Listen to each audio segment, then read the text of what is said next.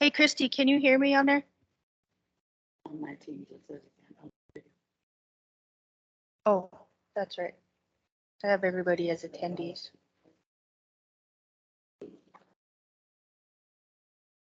Okay, they must can hear me. I just can't, if they need to talk, I'll unmute them.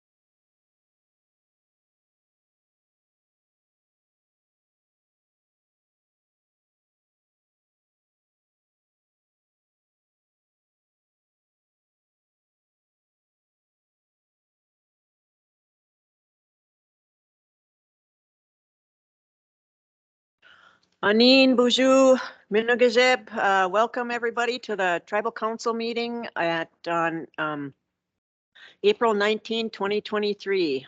Supposed to be spring, but we're having our doubts right now. I'd like to call the meeting to order of the Bois Forte Tribal Council at 9:09 a.m. And as always, we start our meetings out in a good way, and we have our spiritual advisor,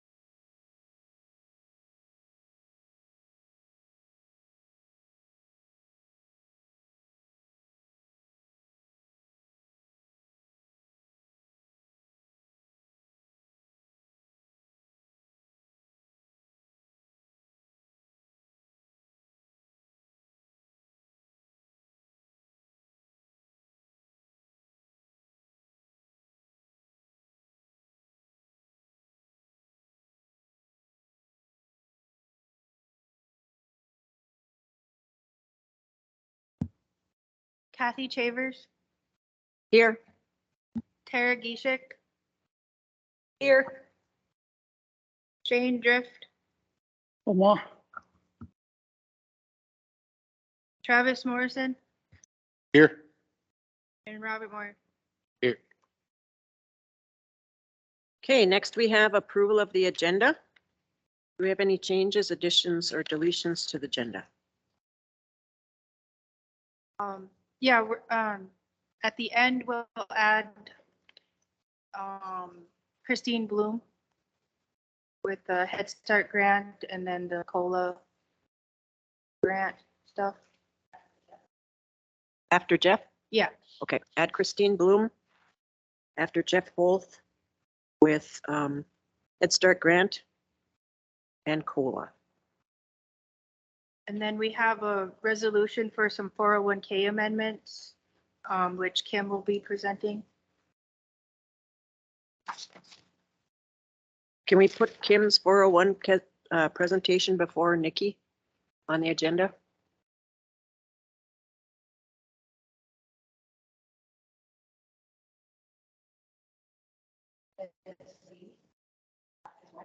Yeah, then, yeah. But she doesn't have to come up twice.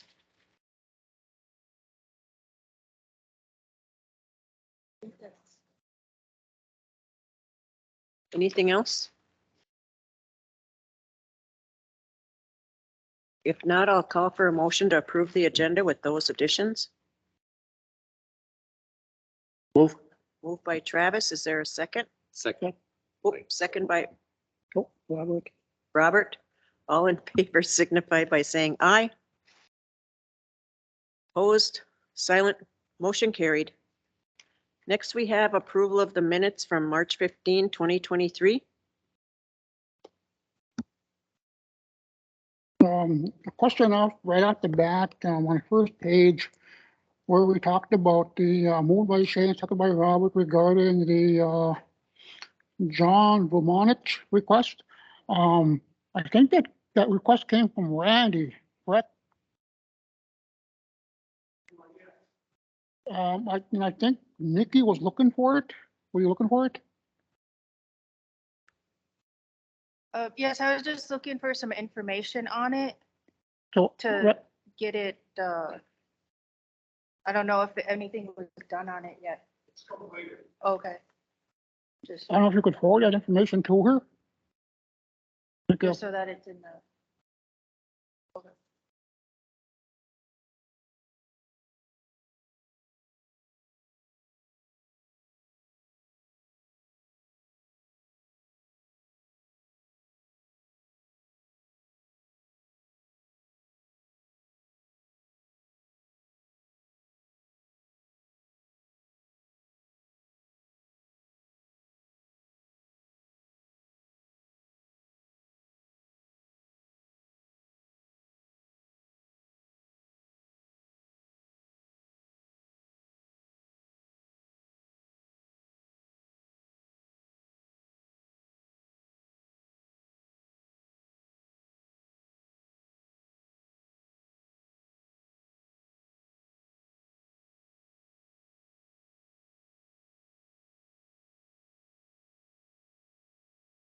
Any other questions? Yes, on the, I think it's page 3 or 3, where we talked about the social media policy and that it was tabled and we were looking to set up a meeting. I think we still need to set up a meeting, as far as I know. Correct? Correct. And then also the, just an FYI, the social media policy has gone to senior management also, as well as, and I'm not sure where that's at, but yes, we do need a meeting set up with that. So it will not be on this agenda.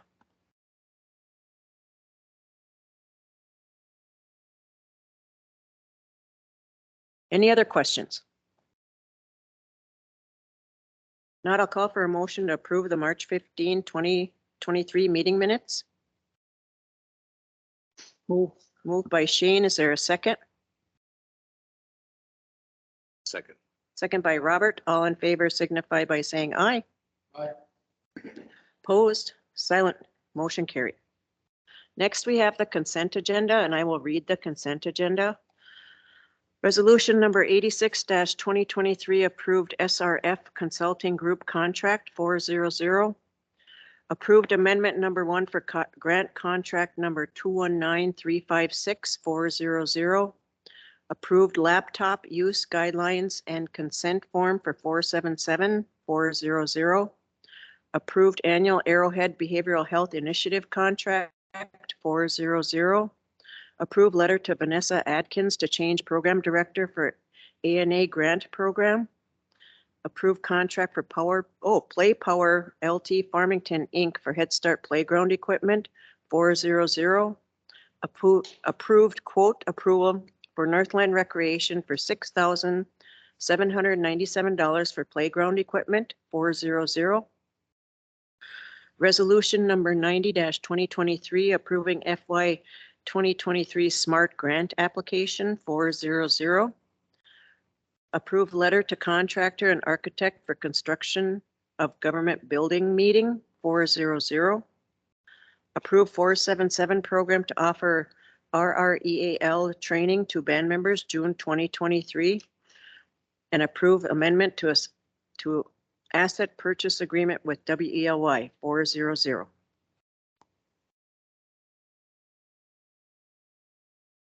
That's the consent agenda. Question, if we could let the band members know what the SRF consulting group contract is about? Which one is that, Kim? Oh, yes, that is for the grid resiliency grant application with regards to clean energy, correct? Solar. And the last one is regarding WLY. When are we officially done with that? When is it finally off of our books? Jeff? Yep, can you hear me? Yes. The closing for WELY is scheduled for tomorrow. Once the band closes, we've got to file something. It's pretty simple with the FCC, just confirming that the closing took place. And at that point, it will be all officially off the books and sold. Thank you. And Jeff, part of that process was the FCC process, which took quite a while, correct? Correct. Yeah, this was a Okay. delayed closing because everything was waiting on the FCC approval of transfer of the licenses. So that's not a typical thing you'd have to go through, obviously, in a business sale. But we were waiting for a couple of months on the FCC approval. That did come through. So now we're proceeding to closing. Good. Good. Do we have a motion to approve the consent agenda?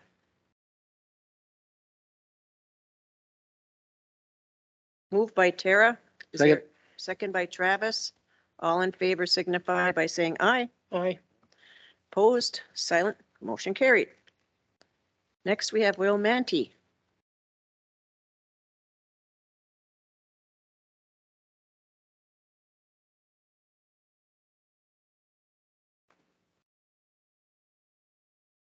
Good morning.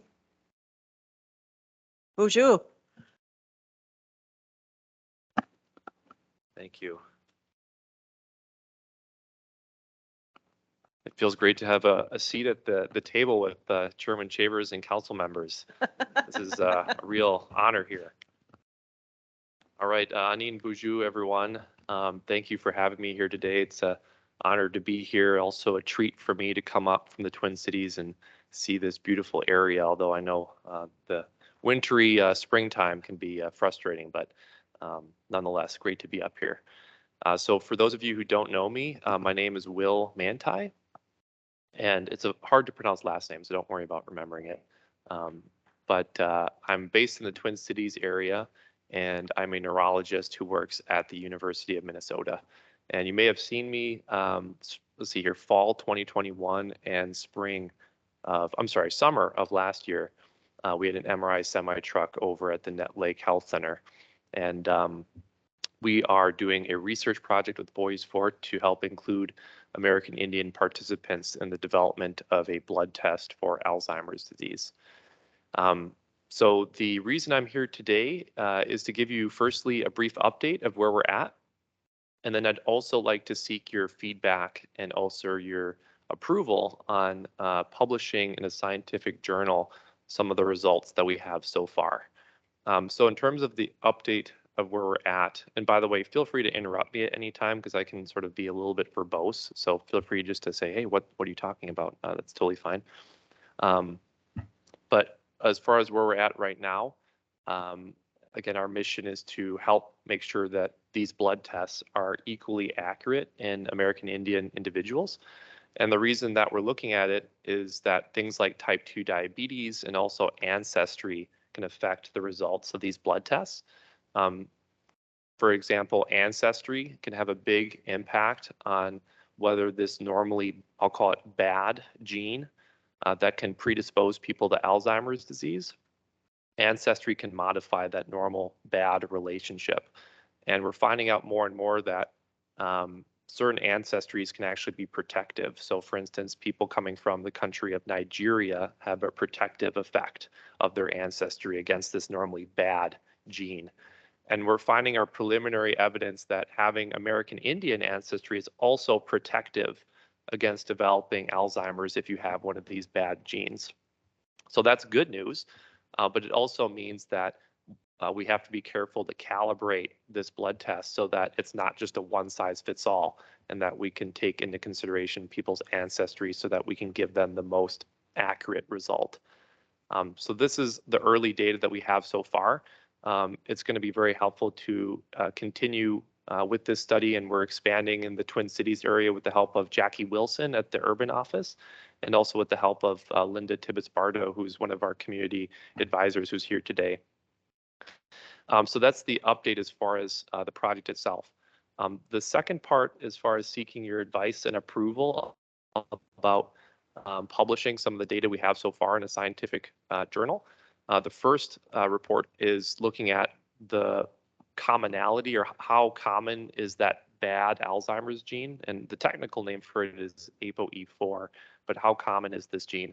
And we're finding that at Bois Forte, the gene is just as common as the general United States population.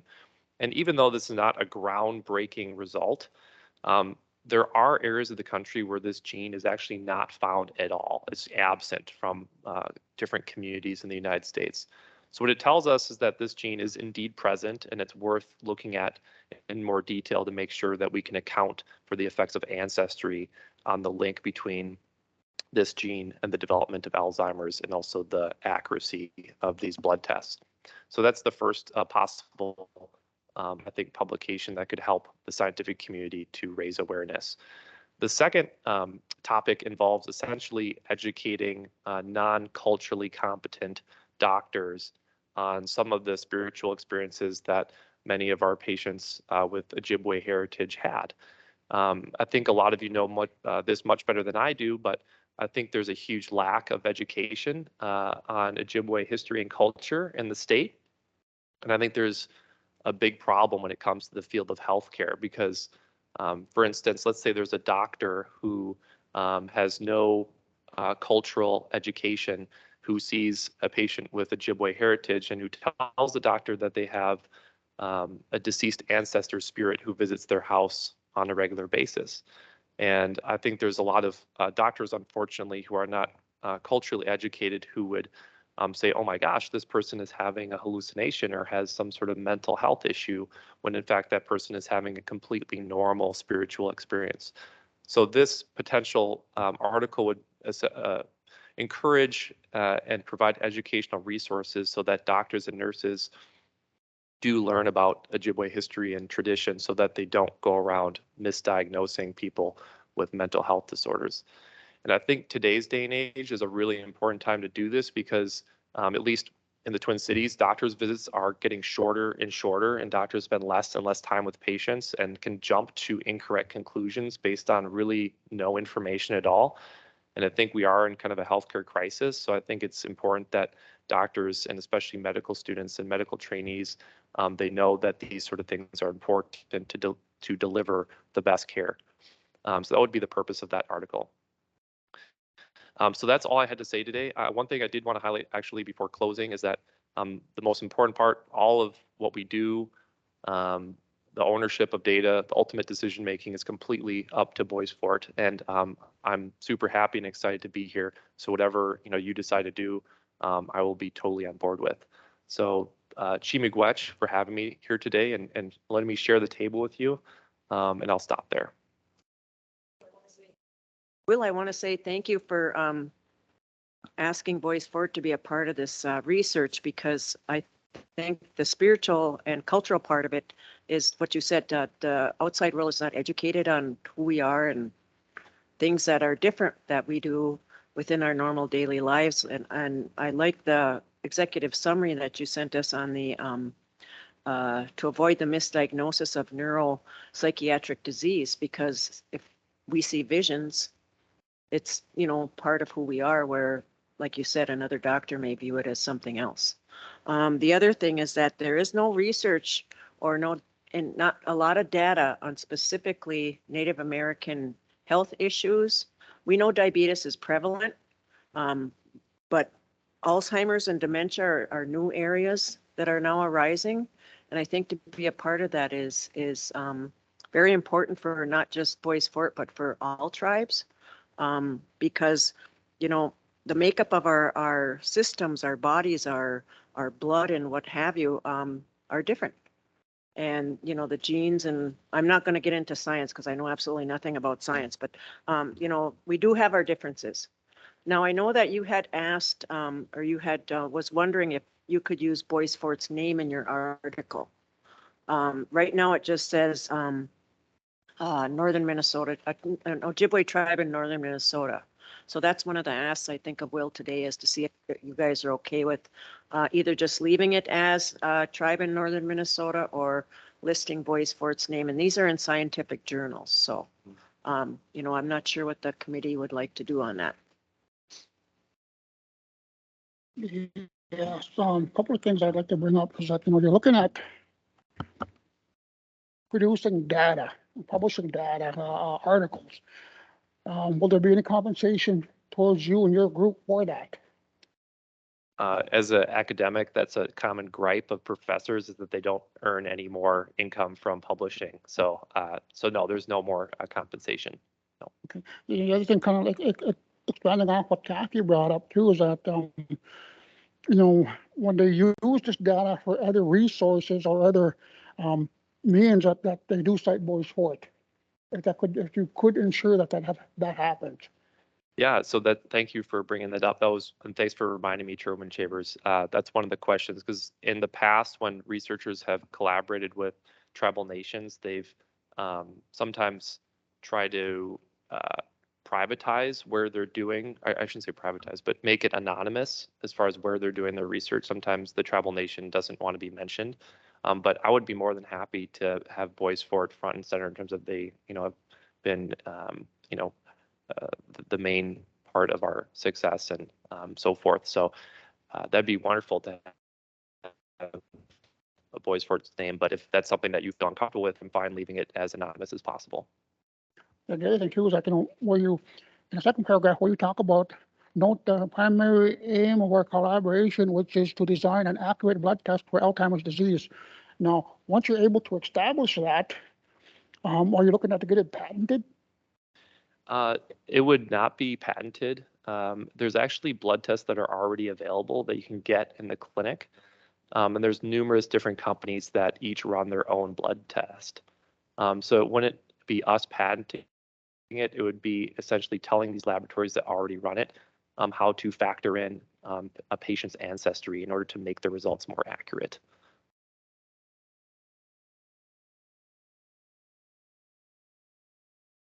Thank you. That's all I got.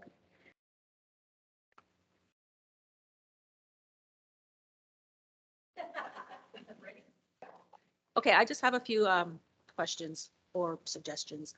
Anything that you do find or where you're sharing our information, especially our name, can you please log that and then share that with Boys Fort? Especially, we'd like to share that with our grants office so that we know, you know, how far our data is going, and then that would allow us to apply for more grants. You know, our data is out there, scientific, so it would just help us with grants if you'd share that. Definitely, yeah. Yep. And I'd be happy also. Again, I want to have this be as much of a two-way street as possible, but I think one thing I can always help is I've written grants before that have been funded, and if you need any help with grant writing, especially sort of federal language, I'd always be happy to help write grants, especially if it's for healthcare issues. And I agree with you that having a track record of having projects run at Boys Fork can help to get future grants too. Miigwech, we'll take you up on that offer. I was just gonna say that is recorded, Will, so. But we're always looking for grant writers, so thank you for that offer.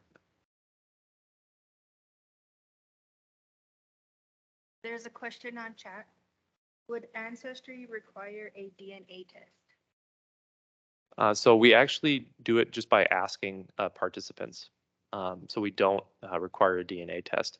You know, I had this conversation with Wickel Vilbrun actually recently, and the DNA tests are okay in terms of giving you a good overall estimation, but they're really not that much better if you already know, where your ancestry is from. If you have no idea where your ancestry is from, then it can help, but otherwise it's not much more accurate than a lot of our participants who have a very good kind of sense of who their ancestors were.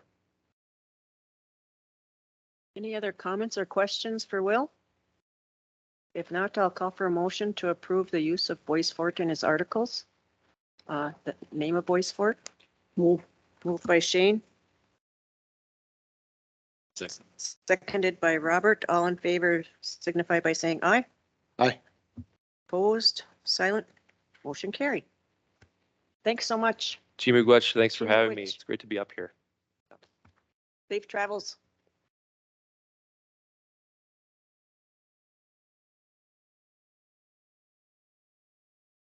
Is Damon on? Is Damon on Zoom? Okay. Next, we have Damon Day for the Sagibiga raffle. Ashley Good Sky is also there too. Oh, okay. Ashley too. Good morning, Council. Good morning. Oh, I just. Hi, Ashley.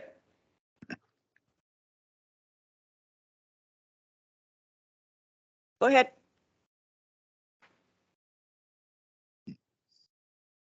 Okay, I'm representing the Powwow Committee with asking the council if we can do a raffle. I don't know the name of the exact items we have, but they were donated, miscellaneous. Were donated from various departments for raffling and giveaway items. So, Okay. Any questions for Damon or Ashley on the raffle? If not, I'll call for a motion to approve the oh, wait, no, one. Ashley, It looked like Ashley wanted to say something. did you want to say something, Ashley? Yeah, I also wanted to add the button 50/50. Okay, button 50/50. Got it. Do we have, oh, go ahead. Kara has a question. This might be for Kim rather than, David and the.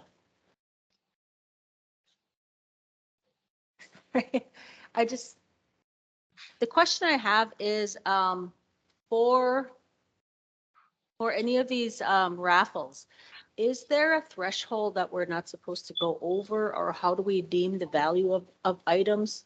So that's my question.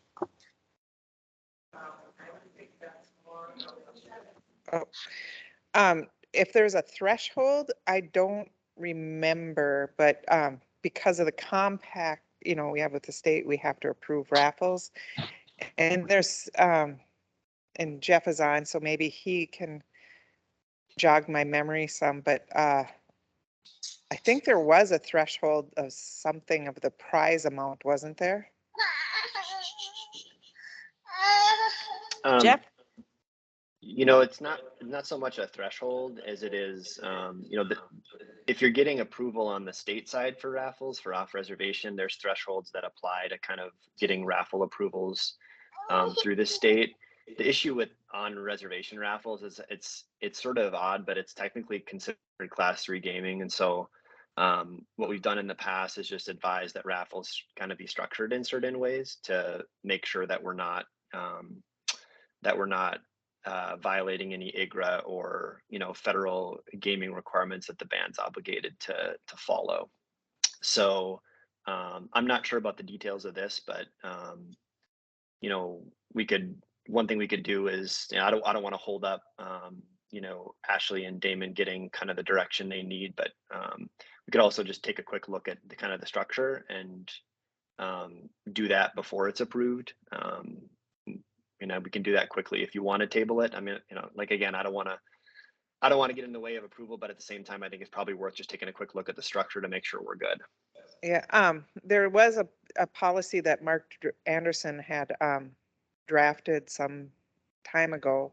That's where I was thinking there was a threshold. I want to say it was like 25,000 in prize or 50 or 5,000 in prize, which you typically the powwows are way under that. But I can look through my emails and find the policy, and that's where it became that people who are holding raffles need to come and get permission because of the compact. In class 3 gaming. Yep. Okay, I'm not looking to uphold anything or Mhm. anything like that, so I would approve.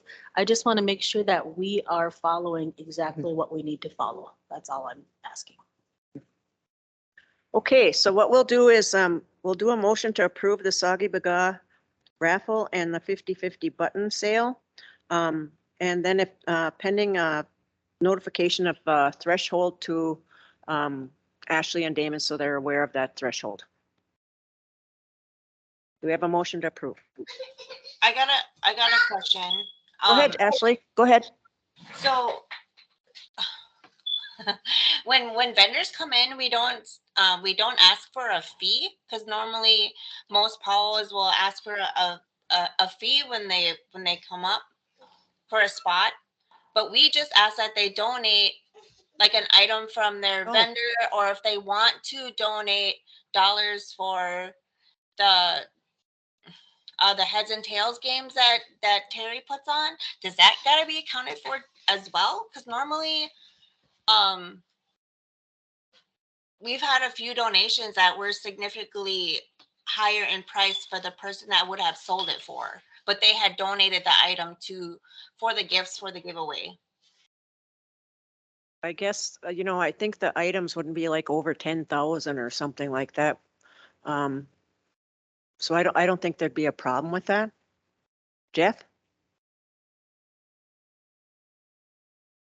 No, I don't think there'd be a problem with that. I think, it may be good to look at Mark's policy to see if it addresses that, but, and I don't have concerns about that. We'll make sure once we find that policy that we get it out to the individuals that are organizing the powwow, so they all have the information available to them as well. Okay, thanks, Ashley. Do we have a motion to approve the Soggy Baga raffle and the 50/50 button sale made by Tara? Second by Shane. All in favor signify by saying aye. Aye. Opposed? Silent? Motion carried. Okay, next we have Darlene Johnson and Jalen Strong with resolution number 94-2023, contract service order for DSGW Cultural Center. Have a good day, Ash. Damon? Thank you, Council, Mr. Hoff, Kim. Thank you, everybody. See you later.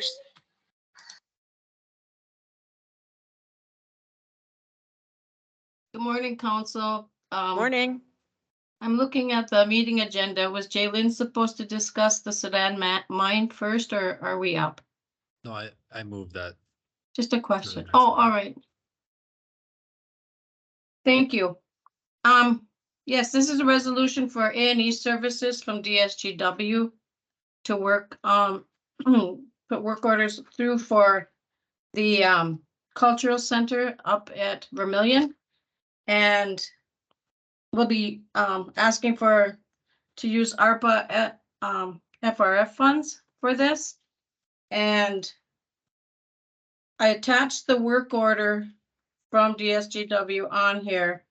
And on page 4 of the once you go past the resolution, there's a service order. On page 4, it talks about the costs incurred for that. Their fee is, construction document fee is $17,450, and the bidding and construction admin fee is $8,500, for a total of $25,950. There is also a retro commissioning fee for $8,300, and I called Eric Wedge and I called Jeff to clarify that. And what that is they have a third-party engineer come in and either spend 1 or 2, possibly 3 days, depending on what work was done, to check on all work to make sure it's running correctly. And if the people in charge need, just as an example, how to run the air conditioning versus the heating, and that's an example Eric gave me, some of these new remotes and stuff. So that's what that fee is for. On the actual work order, it lists all the things that need to be done, and that, again, there's another document, which is page 2, further back. And that lists everything that needs to be done. The main thing is, and Jaylyn, jump in anytime, the HVAC, heating, ventilation, and air conditioning needed to be replaced. The roof needs to be looked at. There's certain things that need to be done on there. And they found that there is a leak on one of the outside walls for the lower level. And I believe DSGW is going to send someone up there as soon as the snow has melted, so they can get a better look at the wall to see, do they need to put new drain tile in? Do they just need to dig up and do whatever? So that's what this resolution is for DSGW to do their work order stuff. Jaylyn, do you have anything to add to that? So we have looked at some of the stuff in the past. So I talked about doing like the HVAC prior, and the difference basically came is that whenever we had Chip come and take a look at it, he's like engineer through partnered with, I think he's partnered with DSGW, but not necessarily like affiliated with them. But he came in and he made some recommendations, and we had I think Dave Anderson come along with that. And that's where like the scope of work kind of changed from, we originally were just going to change like the condensing unit outside and then the coils on the inside. And whatever Chip said, that we basically wanted to add additional things to the vents on the inside, and then that's kind of where like the retrofitting portion comes, is that change from just doing those 2 parts of the equipment to almost doing a larger upgrade to the whole system itself. The roof, we've had people come in and take a look at and place bids, and we got up to that point. But none of the bids were matching up scope of work wise, and that was kind of our fault, because I think I didn't really know what exactly what scope of work was needed to get that repaired. And so whenever they come and take a look and make recommendations, I think whenever we do send it out for bid, that they should match up, so that we can kind of have use of our procurement policy, or like complete that to a better extent. And then then the outside it hasn't gotten to a serious point yet. I mean, there's some you can see some kind of water damage a little bit on the walls down, and that's mainly in the artifacts room where you'd see that. So whenever, if ever, the snow melts, then we can have Eric come up and he'll take a look at it. And this was something that has been an issue for probably in the last couple of years. And Joel had some ideas about what it could be, but he wasn't able to get time to come up and actually take a look. So hopefully with Eric being able to do that, we can get that fixed as well. And Jalen, there is the possibility of funding. Do you want to talk about that a little bit? Yeah, so we're going to be kind of working with IRRB to cover portions of the project, so we can utilize, if we're able to get one or the other project done, we can access $20,000, and it has to be before July 1st. So we can access $20,000 to help with the HVAC, and then we can access another $20,000 to help with the roof. So if we're able to get projects going and kind of worked on, and I think the longest things that I imagine it's going to take is just transporting the equipment up the area. So we should, if we're able to get our stuff in order, our ducks in a row, we should be able to access $40,000 that tribe won't have to pay, or ARPA won't have to come out of ARPA funds. And then I do have to check again with IRRB, but they had mentioned also a different program that might be able to help cover some cost. I'm not sure exactly how much that would be, but the 20,000 is a for sure thing, as long as we're able to complete the project within those time periods. Sounds good. Kim? A couple of items. First, on the water leak has been there. It was an issue several years ago, and the whatever it was wasn't fixed because we had an insurance claim, because didn't like some of the floor warp or something, and long before Jalen was ever there. So, there is something there that needs to be fixed. With that, the second part was he was talking about funding from IRRB. The up to the 20,000 is under the BER program, BER. But when Chris was here from there, he talked that we could, they have different pots of money, and so like we do I think it was like the HVAC first, right, Jay? And then and match that 20,000, and then like the big part of the project, they might have a different pot, totally different from the BER, that we would access to do that project. And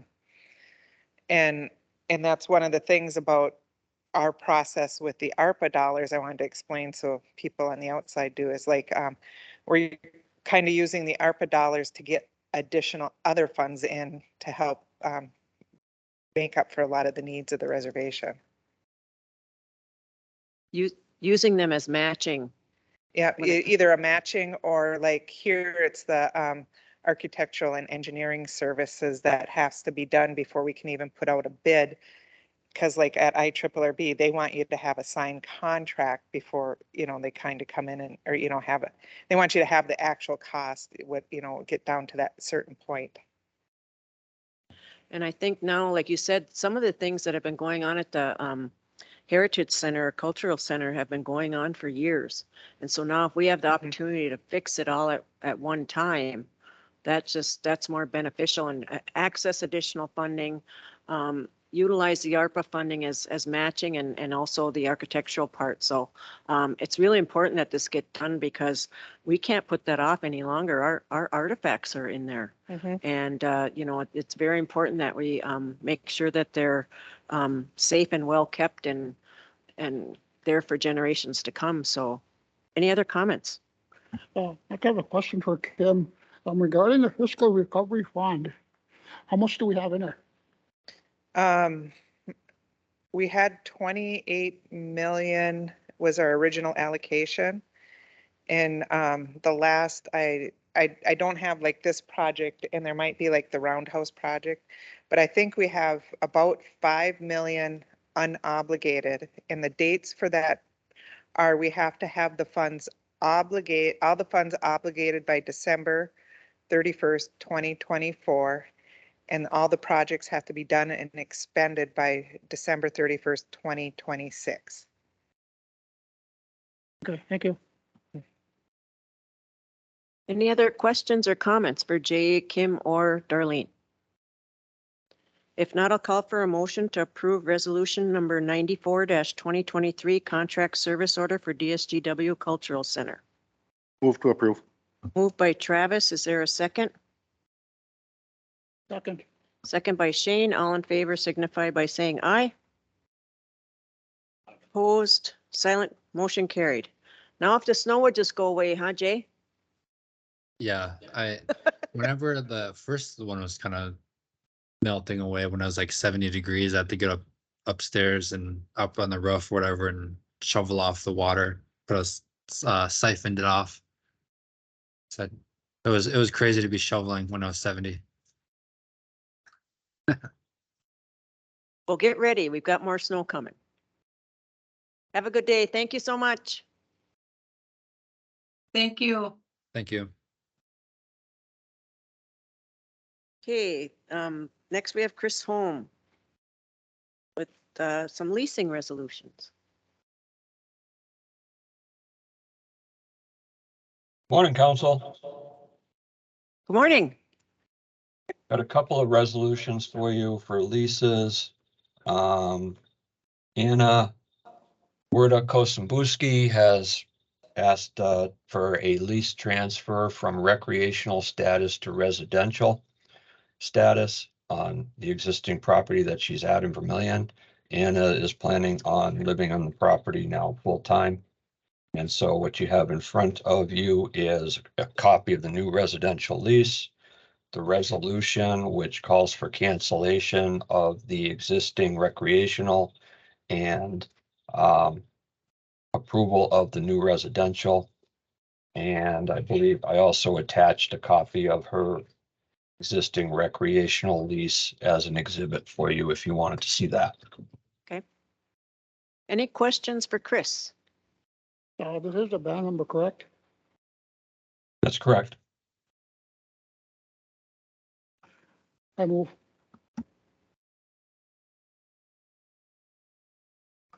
I make a motion to approve it. I wasn't sure if Shane said thank you or I move, so I had to ask him. Motion to approve made by Shane. Is there a second? Second. Second by Travis. All in favor signify by saying aye. Opposed, silent, motion carried. Sorry, Shane. Go ahead, Yes, Chris. Sure. Second lease is a new residential lease requested by Jennifer Sunsdahl. Jennifer is a band member and she's asking for a new residential lease. So you have in front of you a copy of the lease and the resolution to support that. Any questions for Chris on Jennifer Sunsdahl lease? Same question. This is the band number, correct? That's correct. Motion to approve. Motion to approve made by Shane. Is there a second? Second. Second by Robert. All in favor signify by saying aye. Oh, question by Tara. Chris, I just want to make sure that, that you have a copy of the, what is it called? The waiting list. Is she already a current, does she already have a residential lease? Or how did, Jennifer I don't see- Sunsdahl? yeah, I don't believe so, no. No, she's been on a waiting list for a residential lease for a while, so. okay. I just want to make sure that you're following, that the program is following that waiting list. Right. Okay, thanks. Sure. Okay, sorry. All in favor signify by saying aye. Opposed, silent, motion carried. Okay, Chris. Okay. Last item I wanted to bring up for you is to get your direction on extending the comment period for the leasing policies. The question came up at the last leasing policies meeting to extend that date. It's been posted for 90 days from between January 19th and April 17th. But I'd like to know what you want to do for extending the date for additional comments. Chris, at our meeting, our public meeting on leasing policy comments, we did state that we were going to meet with the elders regarding this, and I know we have a meeting with the Net Lake elders in this Friday, and I think we'll be having another meeting for the Vermilion elders set up by Millie Holmes, our elder coordinator. So that was one of the requests we had from the leasing meeting, is to get the input from the elders as well. So I'm not sure what the council's looking at for extending the lease comment period. So anybody have any suggestions? I would go with, after the meeting with the Vermilion elders, then we extend it to 30 days.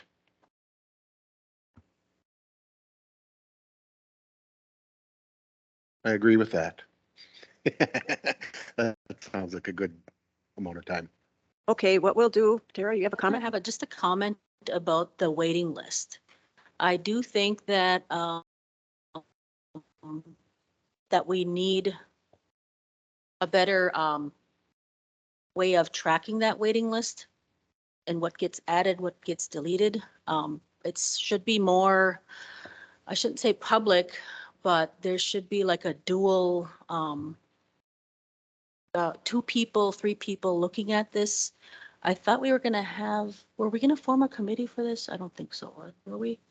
But in the past, I've seen, it was only under one person, and that was the leasing manager.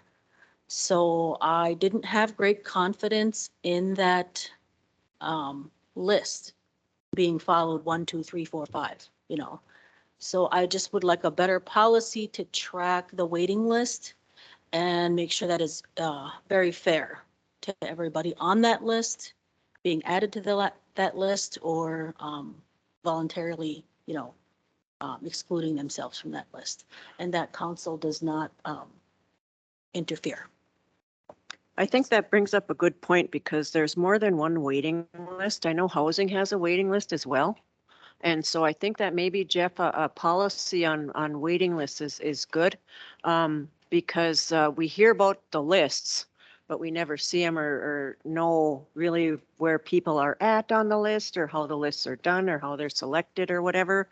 But maybe what we could do is we could sit down and meet with them, the programs that have the lists, and then go over a policy that we can develop for how those lists will be oversaw, selected, so forth. Because I think housing might be different than leasing. I don't know, but that would be good for a meeting and getting a policy developed on that. Yes, I think that with Tara too, I agree with what she's saying, is that also if the council could be updated, every time somebody is moved off the list and they get the lot or whatever like that, that a new list is forwarded to us as a council, so that we can see, yeah, okay, everybody moved up one. And that way we kind of keep track of it. Oh, Vicky? I was just gonna say, a Jen Sundell had her hand up. I didn't know if you still wanted to make a comment there, Jen. Oops. Oh, let me get your mic.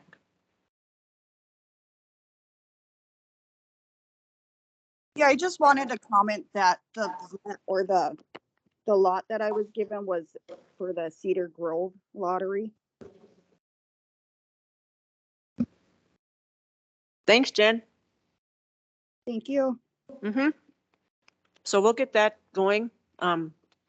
Chris, and we'll get a hold of Janelle as well, and Luke, get that meeting set up with Jeff and those individuals that have waiting lists. And then also we're okay with them extending the draft leasing policy for 30 days after our meeting with the elders, with Vermilion elders. Okay, so we need that meeting set, and then we can get something out in public regarding when that will, that specific date when it will end. Okay. Good enough, Chris?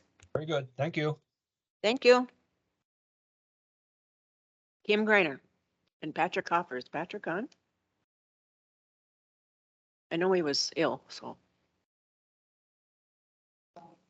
Morning, Patrick. Hope you're feeling better. Morning, Kim again.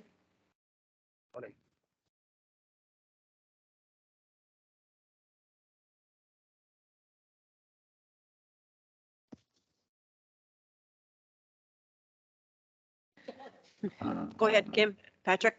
Oh, yep.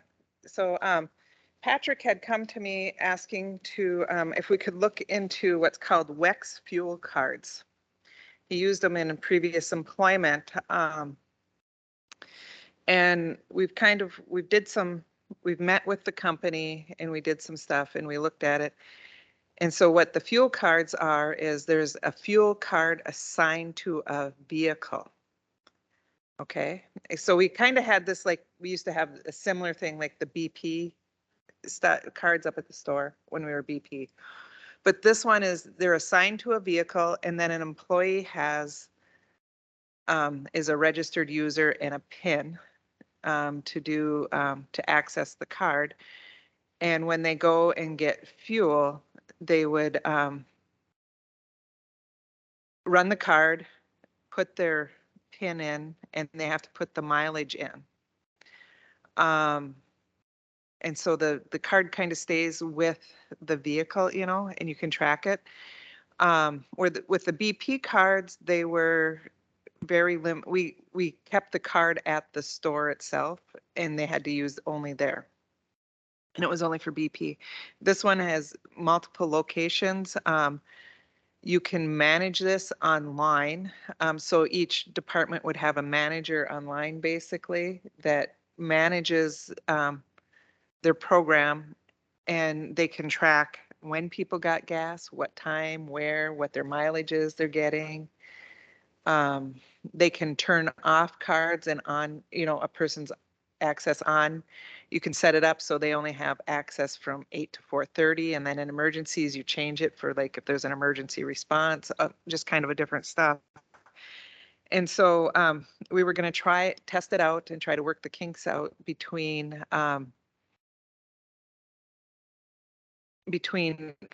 using transit and public works as a test, you know, for a couple months and then come back and add some more programs if it's working well.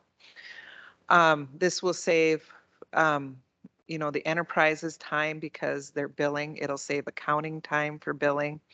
It will also save time for accounting on gas reporting to the state. One of the problems we're running with is particularly at the Y store, they're making, they have to go in and do a prepaid fuel thing, and then they don't go back and get the receipt after they fueled. So we had to get a list of daily gas prices, and their staff had to calculate how many gallons of gas they did to do the gas tax reporting for the state. And for visual, transit, of course, is our biggest program. So this is one check with all the receipts for transit. So that's transit, you know, and then public works is rather large too. And this is one check, you know, payment for public works. So you can see it'll be more efficient. We can get our reports right online. We can access it at any time. Patrick, you want to talk about it and how you used it at your previous employers maybe? Yeah, it makes sense to me to, can everybody hear me? I should ask that first. Yeah, we can hear you. Okay.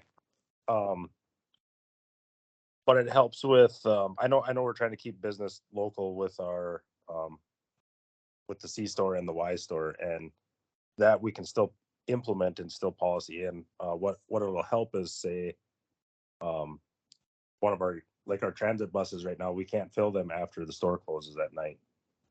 So it's on to another shift to ensure that the buses are filled. There's been multiple incidents where, you know, we've been out and about and somebody's forgot to fuel when they left, say, Net Lake and got to Virginia, and they're like, oh shoot, we need fuel. You know, so then they got to go basically out of their way now on their way back to go to the Y store to get fuel so that they can make sure that they make it back to Net Lake.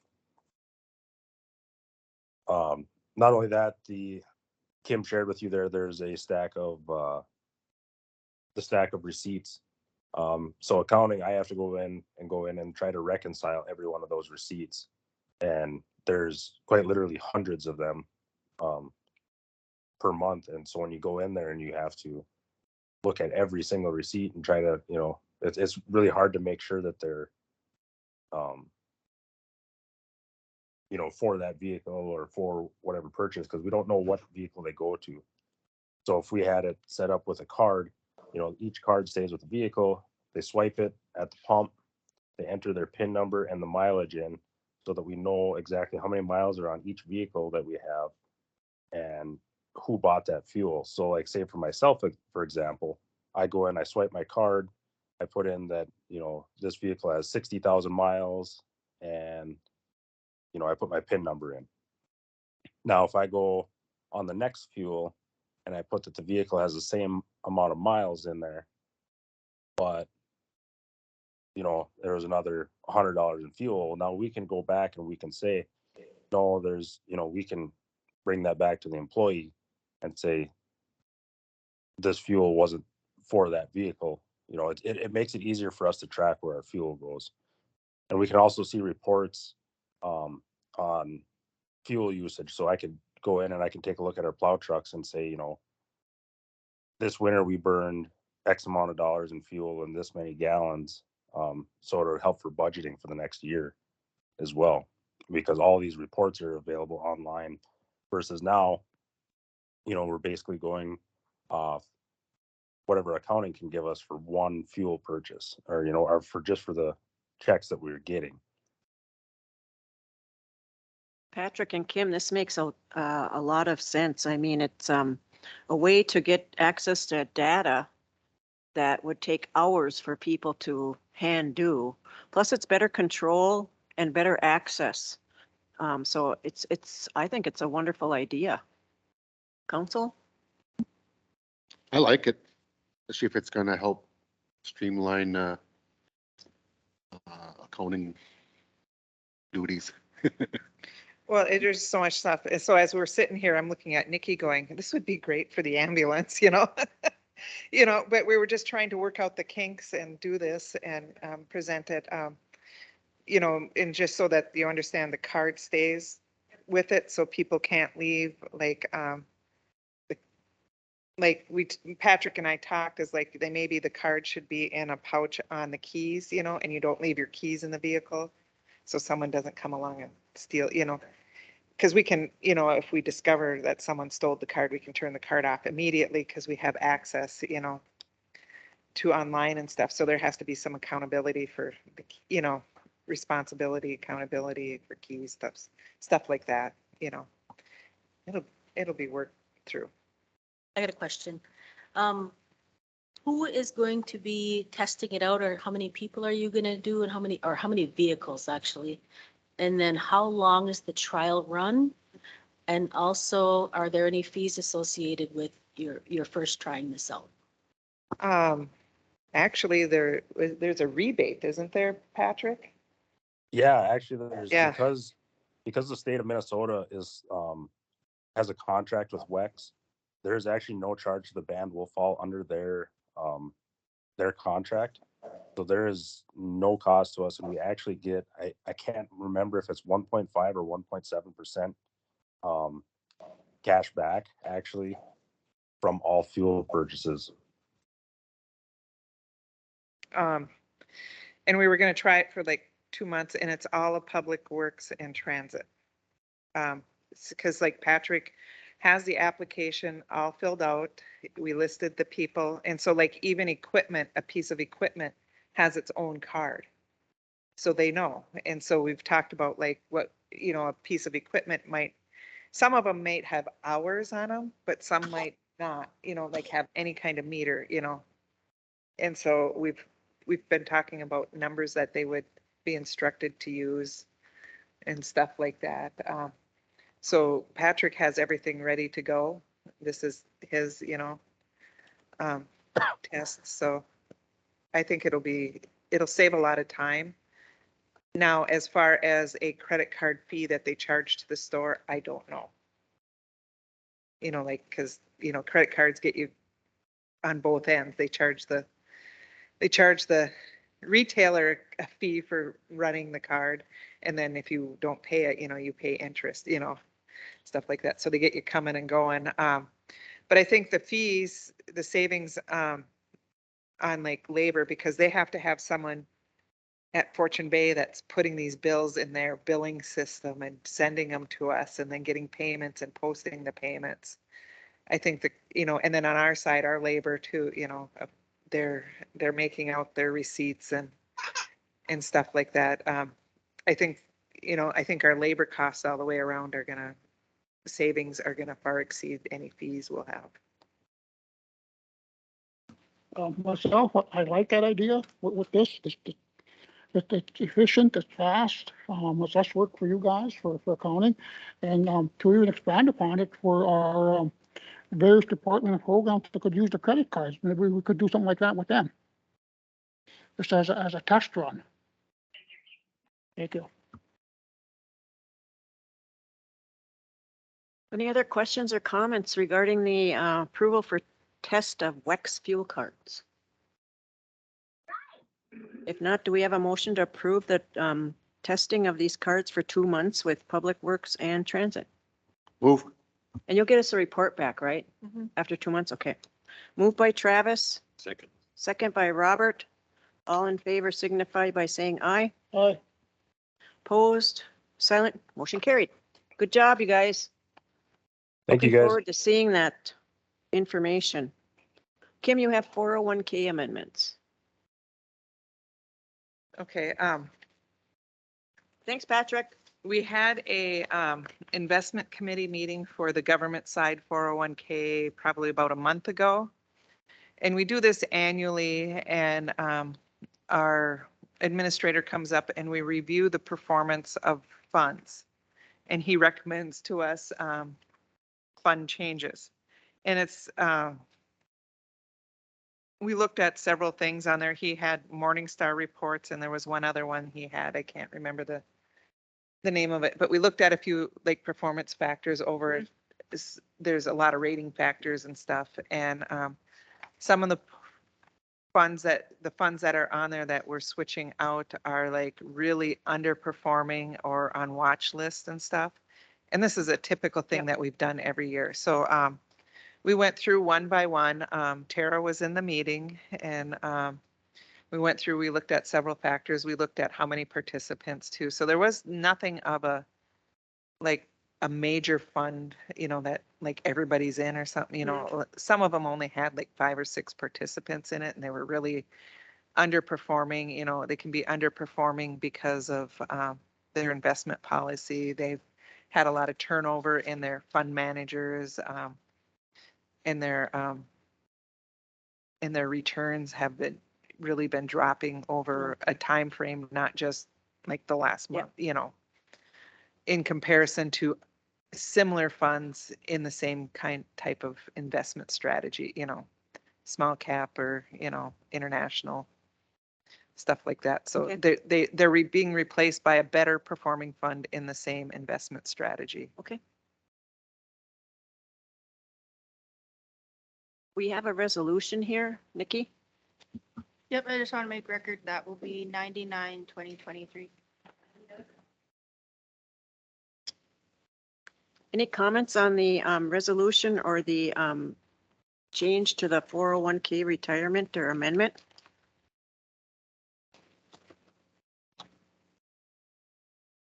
Regarding the funds, you know, do they include the compound ones, the compounding? They're all funds. We have one guaranteed fund, you know, basically a money market that makes 3%. This is, you know, a mutual fund. I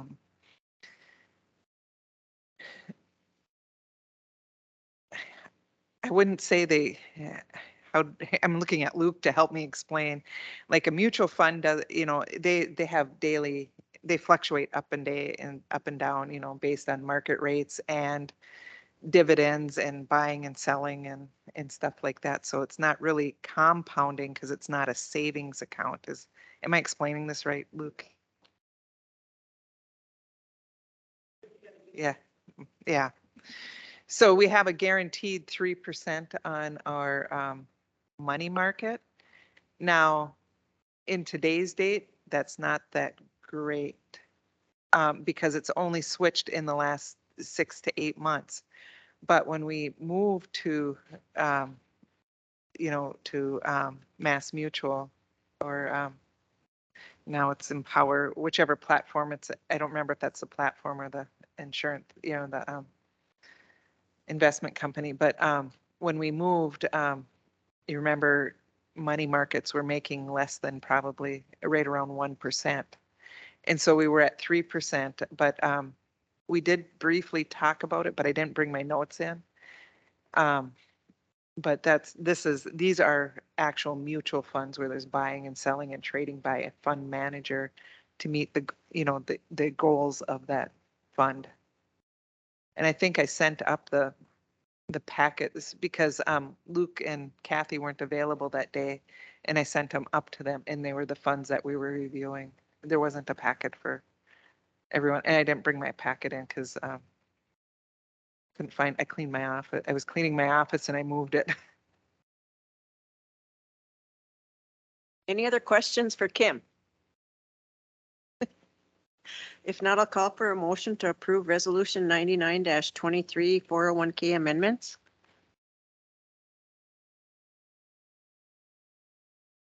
Move. Oh, moved by Travis, seconded by Tara. All in favor signify by saying aye. Aye. Opposed, silent, motion carried. Good job, Kim. Have a good day. Okay, next we have Nikki Irving with the ambulance policy guidelines approval.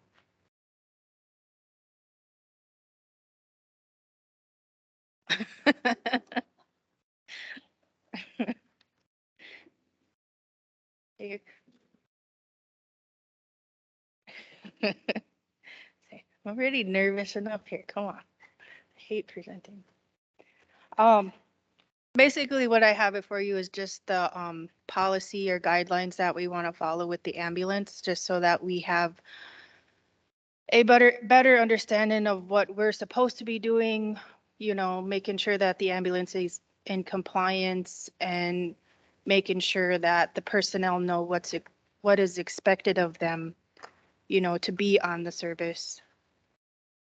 So a lot of it is just, what you're required to do for training, what you're required to do for on-call time, procedures on cleaning and, making sure that we're not sharing information, getting the reports in on the system so that, we can do the billing and all that kind of stuff.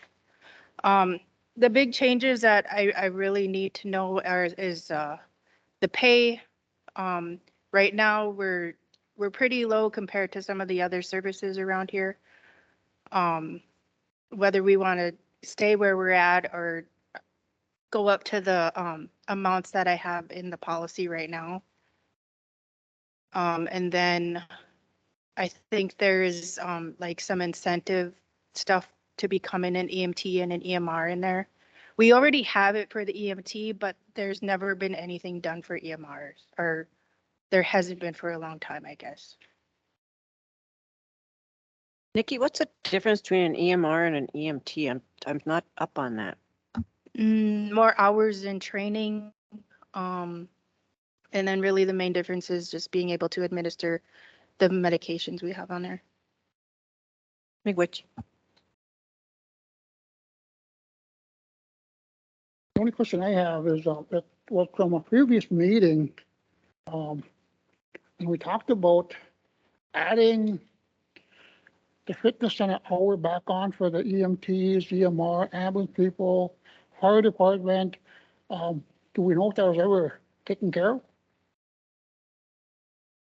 I don't believe we've ever taken any official action on that, but that's something we should actually get it done.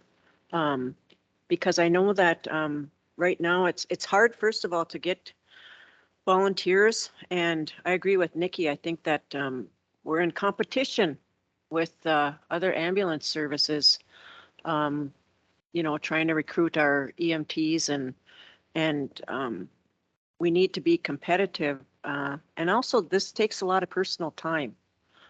away from the families and the EMTs, EMRs and drivers. But it's a much needed service here at Net Lake. And so I think we need to put that on a list for approval for the emergency personnel, but also look at the rates of pay that she has here. Nikki, currently the on-call, I see, did you raise that like a couple dollars or? Yep.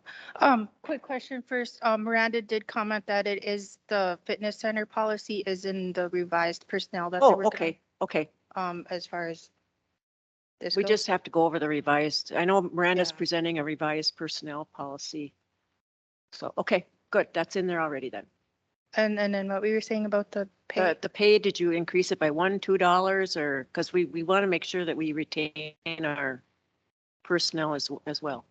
It's about $2.50 depending on, Okay. you know, where you're at. So. Okay. Yeah. Any questions for Nikki on her? I just have a few questions. It is, so it is in the budget for these increases. Usually that's what we ask for in any employment. That's one thing is that, we don't average that many calls right now, you know, so we're not getting a lot of billing for our revenue from our billing. Because we're only averaging maybe two or three calls a month that we actually transport on. So a lot of it, the rest of it is kind of supplemented by RTC. Okay, and then if there's that low of calls, is there any calls being taken by or on behalf of Net Lake? Yeah, with 2022, I was just looking at it. I think we had around 20 that were transported. Okay, so if we do increase, I'll let you go, Kim, in just a minute here. So if we do increase the incentives, the pay, we get more people coming on. To make as sure that we're EMT and around. EMR, you know, Yeah. we'll be able to take care of, you know, we won't have to rely on other ambulance services or anything like that. Mhm. And hopefully provide more income here. So that's what I would like to see. Go ahead, Kim. Oh, I just wanted to say that the shortfalls in the ambulance budget, what they don't bill for is supplemented by third-party revenues from health. Oh, okay. Thanks, Kim. Okay. Any other comments for Nikki? Do you have anything else, Nick, you want to mention about the policy before I ask for questions or comments? Or? No. Okay. Any comments or questions regarding the policy? That'll call for a motion to approve the ambulance policy and guidelines presented by Nikki Irving, moved by Shane. Second by Tara. All in favor signify by saying aye. Aye. Opposed, silent, motion carried. Oh, I'm sorry. Oh. We should make that effective. I don't know if I want to go May 1st. I'll go June 1st. I'd like to amend the motion if everybody's okay with that. That made the motion to be effective May 1st. June 1st, sorry. Moved by Shane, Tara. Second. On. I don't know.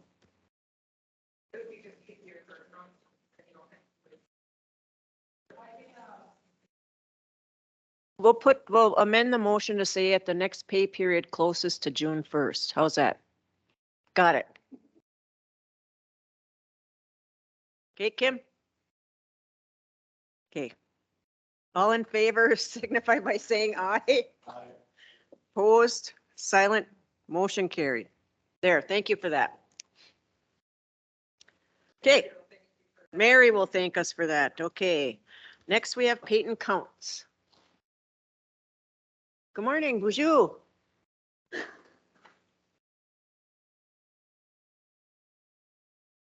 Are you there, Peyton? You're muted.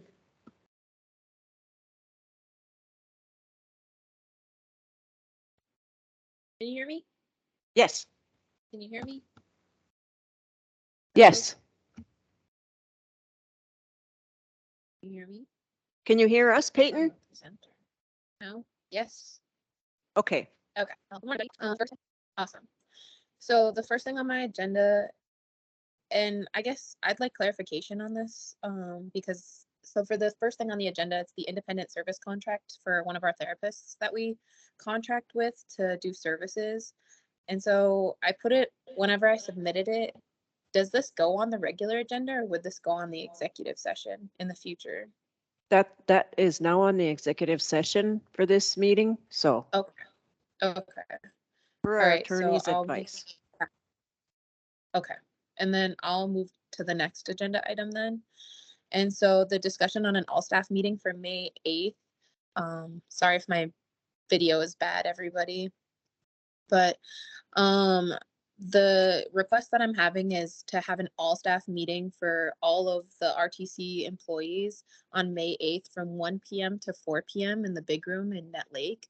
And the purpose of this would be to show the film called Wisdom of Trauma and have a discussion led by Brianna Matrius, who's one of our partners from the U of M Extension.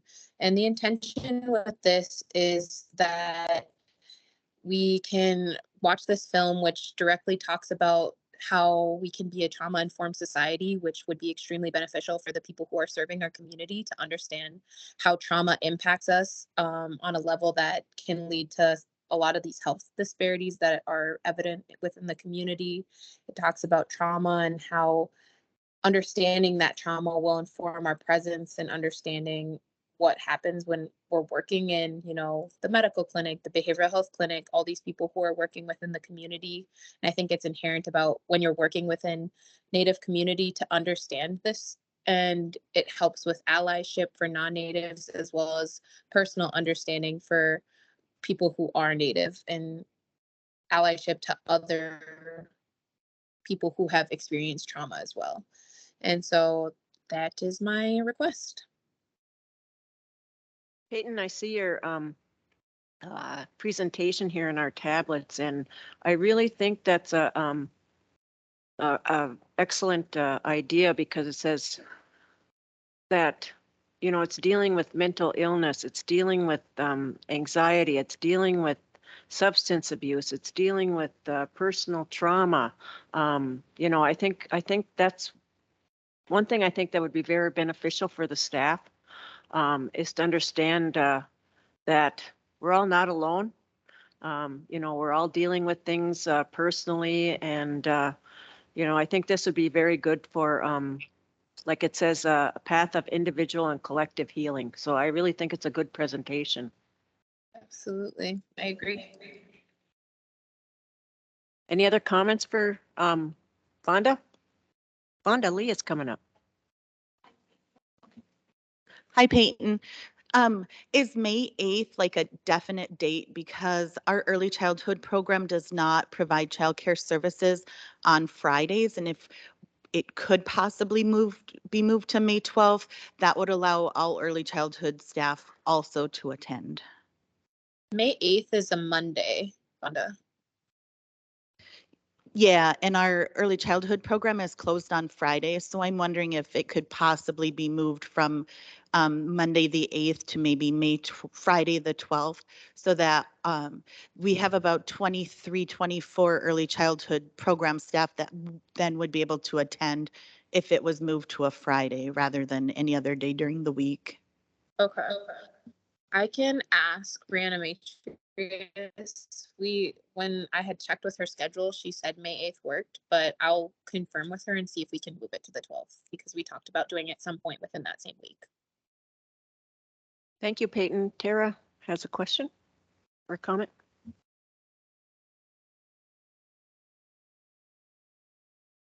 It had to do with the date. I'm wondering if we can't reschedule that date, and if that's the only date they're available, can Head Start possibly switch those dates just if there's enough notice? Okay, we'll get something to work though, so everybody can attend. Okay, if Tara has a comment. One more question is, an all staff meeting, are we gonna, maybe this is for Luke, are we gonna make that a requirement? Because I do know that the ones that we do need to reach, that are, having trauma in their lives, it's not so comfortable to come to an all-staff meeting, you know. It's not so comfortable to come to, where there's a big bunch of people and certain silos. It's kind of almost like coming to an RTC meeting and being put on the spot, for some people. So can we try to figure out a way where our employees that we're trying to focus on that have some trauma-based feelings, that we can try to get to them and make sure that they are participants in this. Thanks. Yeah, thank you, Tara. I have no problem with letting people go for stuff like this. I want employees to get involved more with all staff meeting, community events. As if people wanted to maybe even go online, or if we could maybe set something up afterward to reach out for employees that have maybe trauma in their life, and then help them out based on that. I know some people don't like big crowds, and I know some people do not feel comfortable exploiting and giving their own opinions about that. So if we can maybe set something up, if it was maybe a recording or something that could get reached for those employees as well, I'm all for it. And so we do, so specifically for the showing of the film itself, it's through a contract that Brianna Matrius has with the owners of the video. So for this particular viewing, it's a part of the contract, so it'd be in person for that. But the people who don't feel comfortable, or if we're not requiring employees to go and they still want access to the film, you can have access to the film if you go to Wisdom of Trauma. There's a website that you can, if you sign up, there's kind of a way to skirt around it where you can get a free viewing of the film. And so if people feel more comfortable doing that at their own discretion, they can do it that way as well. And I can talk to Brianna about doing a hybrid session for the talk back or the discussion portion of the film. Nikki, you had your hand up? Miranda has her hand. Oh, Miranda? Good morning. Can you hear me? Yes, we can. Good morning. Good morning. We had previously discussed, council and I, regarding quarterly all-staff meeting days and incorporating training into those days. And I had asked the council if they would allow me to assign those quarterly all-staff trainings to Simona. So I think this would be a really good way to start that process, get that going, get those dates scheduled, and collaborate with other departments in order to get really good training like this presented to all of our staff. So that would be my request, that Peyton work with Simona Benner, the EAP and training coordinator, and then implement more into the all staff training day. That would be my request. Good idea, Miranda. That was Miranda. Go ahead, Peyton. So specifically for this event, are you asking to extend it to be like a full day for staff, including other parts within that day? Or are you saying like, we'll do this and then moving forward, talk to Simona about? My idea is to have a full day. So this would be like maybe the first quarterly all staff training for tribal government employees. We do have ideas for an all-day training, such as meeting new staff, doing some team building games, getting to know your, coworkers, training, lunch, so I think this would be a good start to that. So that would be my suggestion and request. Awesome. Thank you for the clarification. I agree. Good. So sounds good. Do we have let's just do a motion to approve the Wisdom of Trauma event for the next all staff meeting to be coordinated with Peyton and Simona Benner. Moved by Travis, seconded by Shane. All in favor signify by saying aye. Opposed, silent, motion carried. Really looking forward to that. Our first all staff together for, oh, Thank you. And then for the executive session, I've never done that before. Do I just stay on this or is there like a different link or how does that work? I sent you an email, Peyton. Okay, all right, thanks, Nikki. okay, next we have Annalee Carr.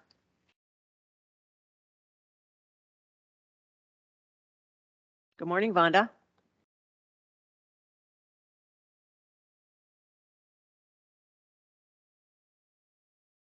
Good morning, Council. So this morning, my first agenda item is to ask for approval to submit the Community Services Block Grant and the Minnesota Community Action Grant to the state of Minnesota. This is a grant that Tracy Dagan is coordinator of and that Boys Fort has had previously. The grant, it has no change in funding from last year for $112,400.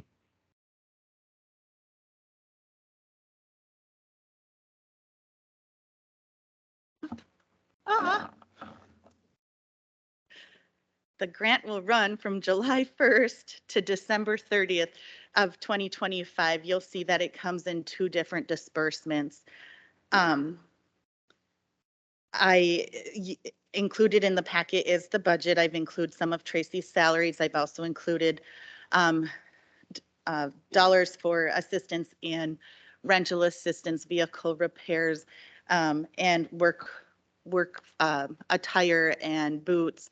We also included, because of the MKIG, we've also included money allocated for things such as events at the Boys and Girls Club to assist with powwows. In this last past grant, we did purchase a new KitchenAid mixer for the Vermilion ENP. So we also have the elder component listed within the grant as well.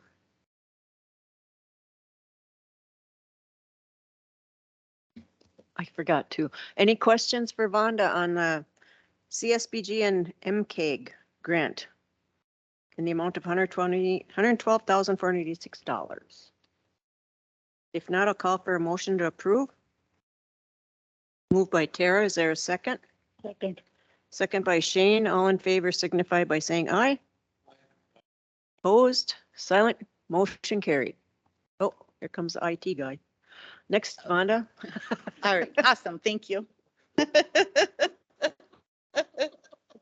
And actually, my next item on the agenda actually pertains to IT, and I did consult with Randy regarding the software that I'm proposing to purchase today.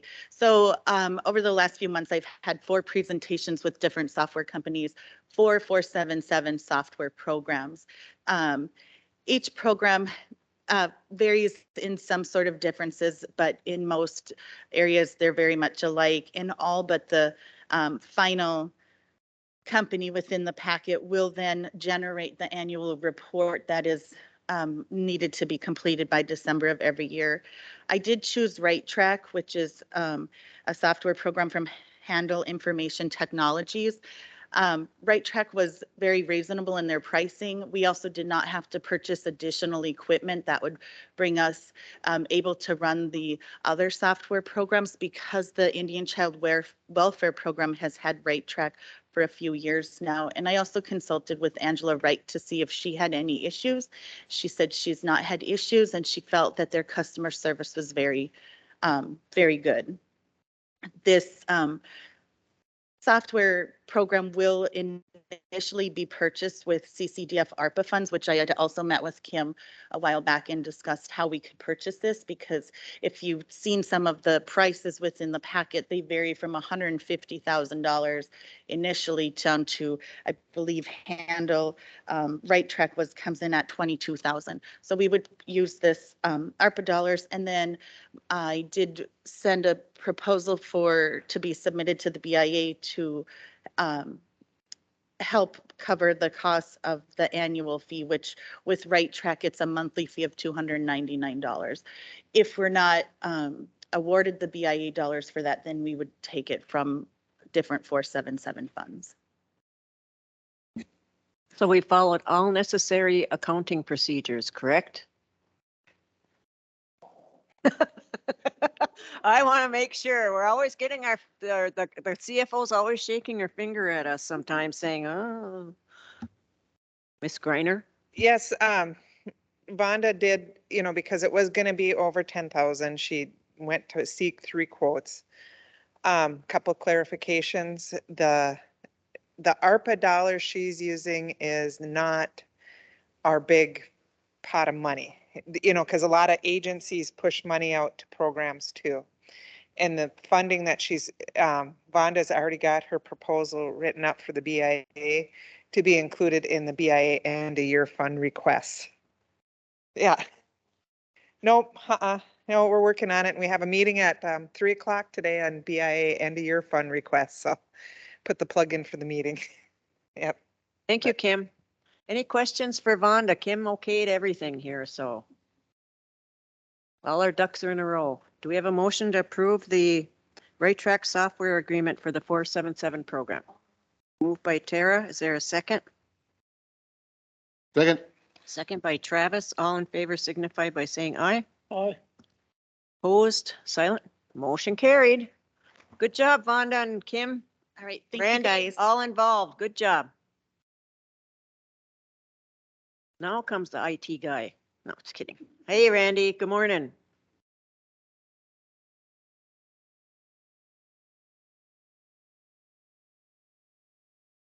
About 4 weeks ago, we sent an RFP out for the removal of the COVID canopies in front of both Net Lake and the Vermilion clinics. We only had one response, and that is by Dr. Jones. He requested the canopies for $0. In exchange, he would remove both structures from both sites within a 4-week timeline. Dr. Jones has sent us the required insurance information for liability and is willing to move forward pending council agreement. We're okay with removing those canopies since they were paid. Hi, good morning, Pam. Since they were paid with ARPA dollars? Yes, Okay. I believe, I have to check with. Oh, here Pam. she comes. That was a past planning project by Andy Datko.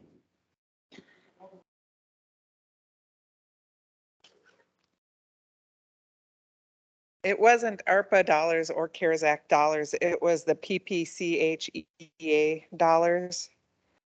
But we have checked with the funding agency and there is no restriction on disposal of things bought from them. We already did this quite some time ago. Also, Health had looked into hiring someone, a contractor to come take them down. Was it 20 or 40,000? It was $18,000 per structure to take them down, and then another $18,000 to re-put them back up. Yeah, By so the it was, original company. yeah, and it was, the police department was interested in originally. So basically to get both of them taken down and brought over to the police department would be $72,000. Okay, thank you, Kim, for remember that. You're just a wealth of knowledge in that head of yours of which program these things are paid from. It amazes me. But the last question I have is, I'm sure Mrs. Jones knows about this. She does, and Dr. Jones assured me that he will be renting a lift to take these canopy structures down. We don't want our dentist to get hurt. We don't want him on a 30-foot extension ladder. Okay, any other questions for Randy or Pam regarding the removal of the COVID canopies? When will it be removed? We gave them a 4-week timeline, but of course that should probably be dependent upon weather too. Is there anything aside from the canopy that's gonna be left there? Is there like a little foundation part there? There is several concrete block structures that the canopies anchor to. He will be required to move them off-site as well. What is he using them for? Do you know? I'm just interested. No idea. Oh. Okay. How about the little building structure under it? Does he get that too? One structure I know is dedicated to go to the Palmquist Shelter House. The other one, I'm not sure. I've had the power disconnected from the Vermilion structure, so it can be moved off-site at any moment. This upcoming week, I hope to have the power removed and the COVID equipment removed from the trailer here in Net Lake. I was gonna say that he's probably gonna use those canopies for parts and rice. Okay, do we have a motion to approve the removal of COVID canopies for Dr. Andrew Jones at a cost of $0? Move. Oh, wait, no, Nikki's got her hand up.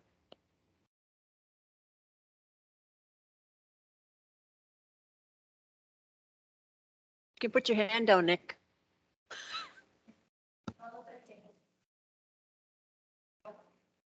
Damon hand up. Damon?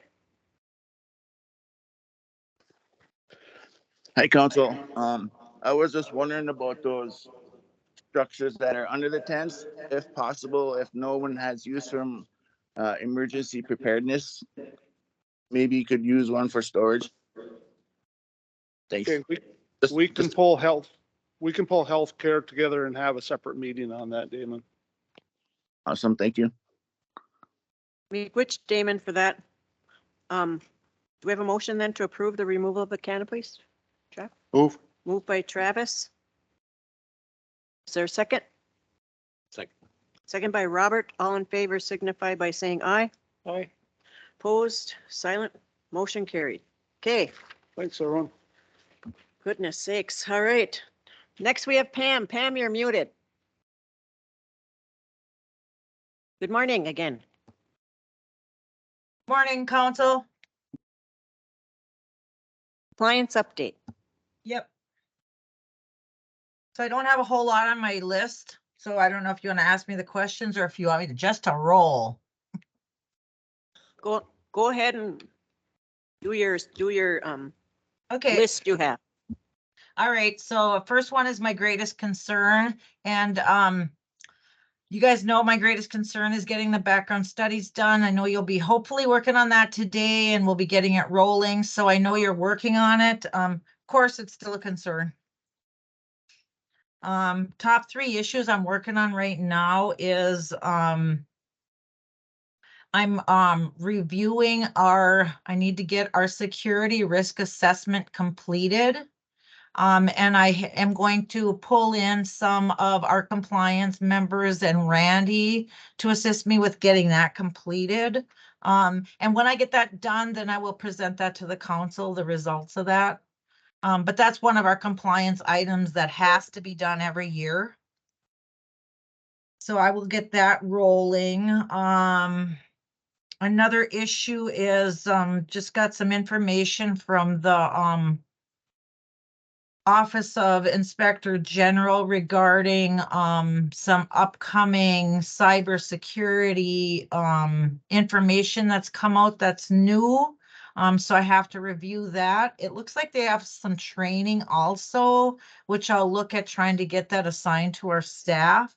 And it's new cybersecurity training, so I think it would be beneficial. So I'm looking at getting that done. Just because that's always a concern is the cybersecurity. Let's see. Top 3 risks we're monitoring is, again, logging out of people's computers. So I do monthly security walkthroughs at both sites. And one of the things I look for is if people are logging off their computer appropriately.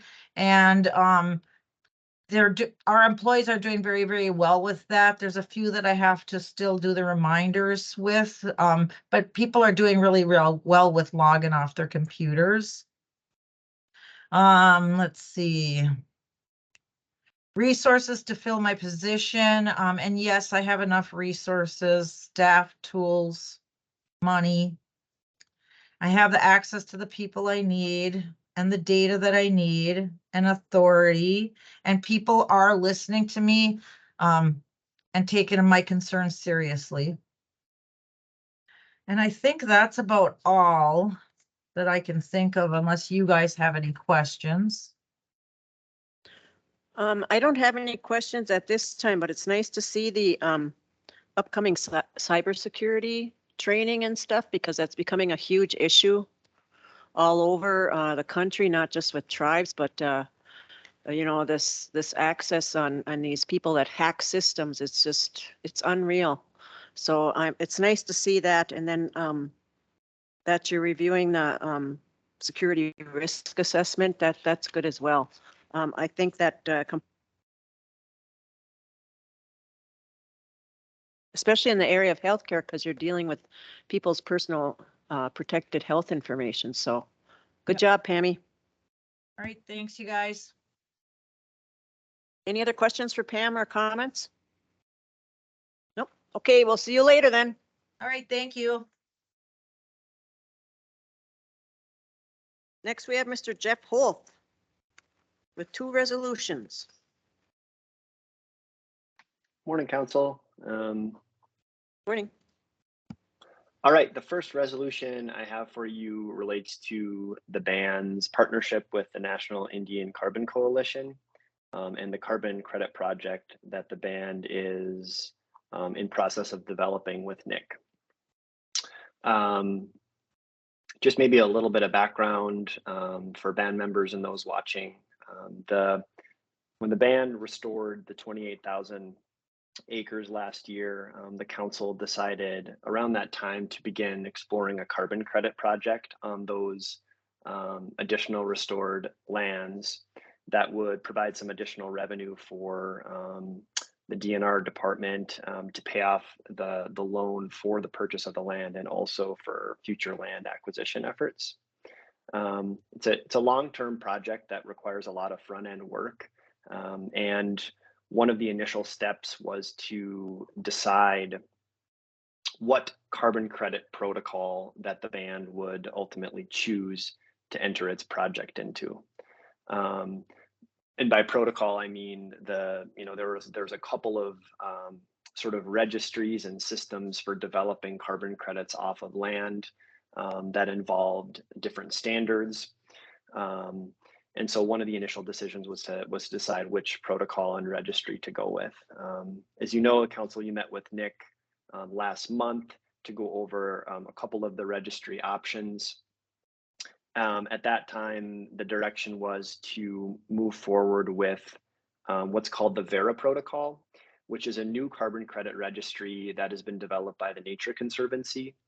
A couple of the purposes of the Vera protocol was to really develop a protocol that was more strict and rigorous in terms of carbon credits, so that the credits that were developed from the land were really so that it was much more difficult to sort of argue that they weren't legitimate, because the protocols under Vera are extremely strict compared to prior protocols like the American Carbon Registry.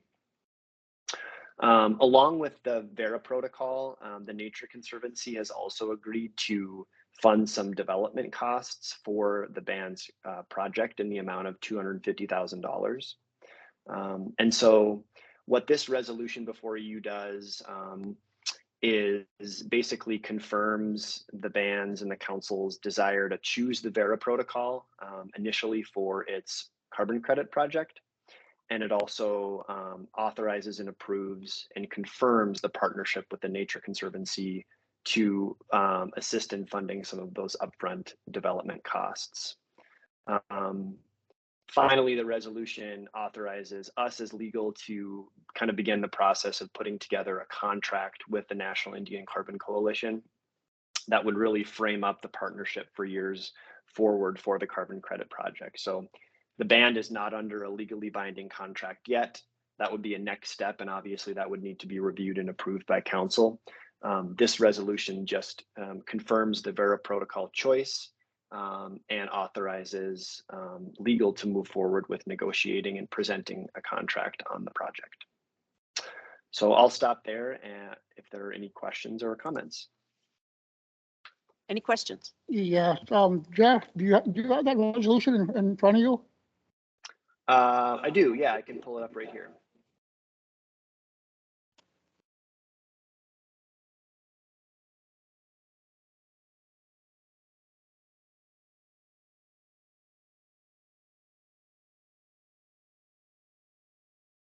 Yep, I've got it up. Let's see if you could read the fourth whereas. Sure. Is that in order to provide revenue? Whereas in order to provide revenue to fund the Yep. land, In order to provide revenue to fund the land purchase and future land acquisitions, the band is partnered with the National Indian Carbon Coalition, NIC, to engage in feasibility studies to explore the possibility of enrolling the land in a carbon credit project, including a study performed by Terra Carbon to evaluate establishment of a project using the VERA VM0045 improvement forest management, using dynamic matched baselines from National Forest Inventories methodology, otherwise known as the VERA protocol. thank you. That's a mouthful.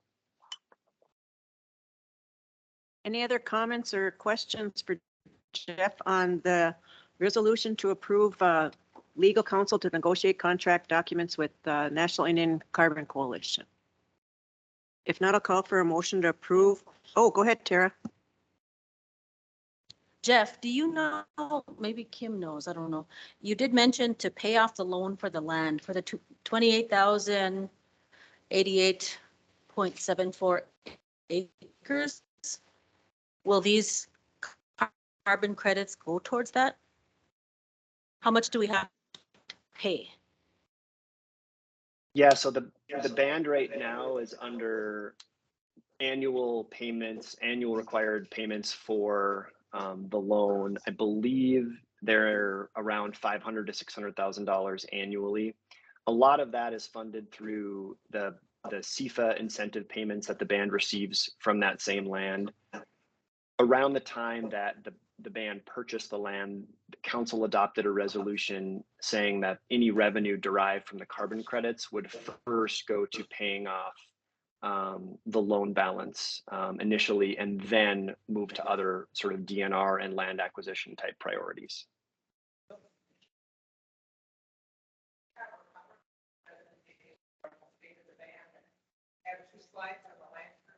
Okay, do you want to? Kim has a PowerPoint presentation from State of the Band on the land purchase that she can show tribal members. So regarding the land purchase, the carbon credits were actually added to help make the payment and hopefully get it done in a shorter period of time, in addition to the CIFA payment. Then once those are done, then we passed a resolution stating that the dollars would be have to be used for natural resources, for either land purchases or natural resources purposes, and it has to be approved by the entire 5-member council, not by a majority. Go ahead, Kim. So this is like when we purchased the land last year. So we had the sources of funds, we had the loan for 10.5. We got a grant from Shakopee for $500,000, and then we had the closing costs we got from the BIA end of year fund. So we had a total of $11,127,550. With the purchase price, prorated taxes, and all the fees and stuff, the total, we had to pay out at that time was $10,921,175.30, which we had a remaining balance of $206,324.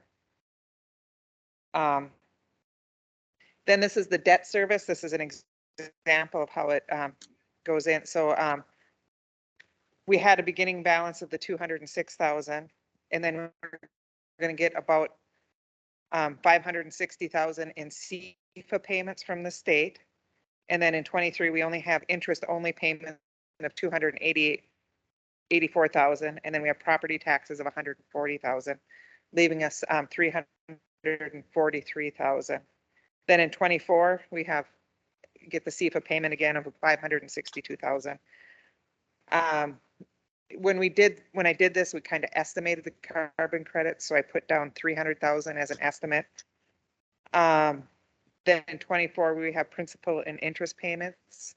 If we stay to the schedule, you know, the amortization schedule, our interest and principal payments per year is 813,481.17. And then we have our property taxes. So it kind of runs like that. But I went really conservative when I was figuring this out on our carbon credit payments. And that's how you kind of go through there. The one thing that we didn't consider on this slide when we were doing it is we still have to pay for the title insurance. Isn't that correct? Or the title search or title insurance? You just emailed me like last week about it, Jeff. Correct. Yep. That's not an annual fee. That's just a one-time upfront fee. But yeah, that'll be an additional cost too. Mm-hmm.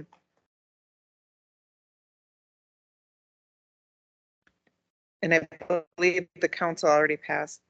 Did you already pass a resolution to pay the carbon fees would be to pay the loan down first and then go to the other like realty and DNR after that? Yes. Thank you, Kim. Any questions?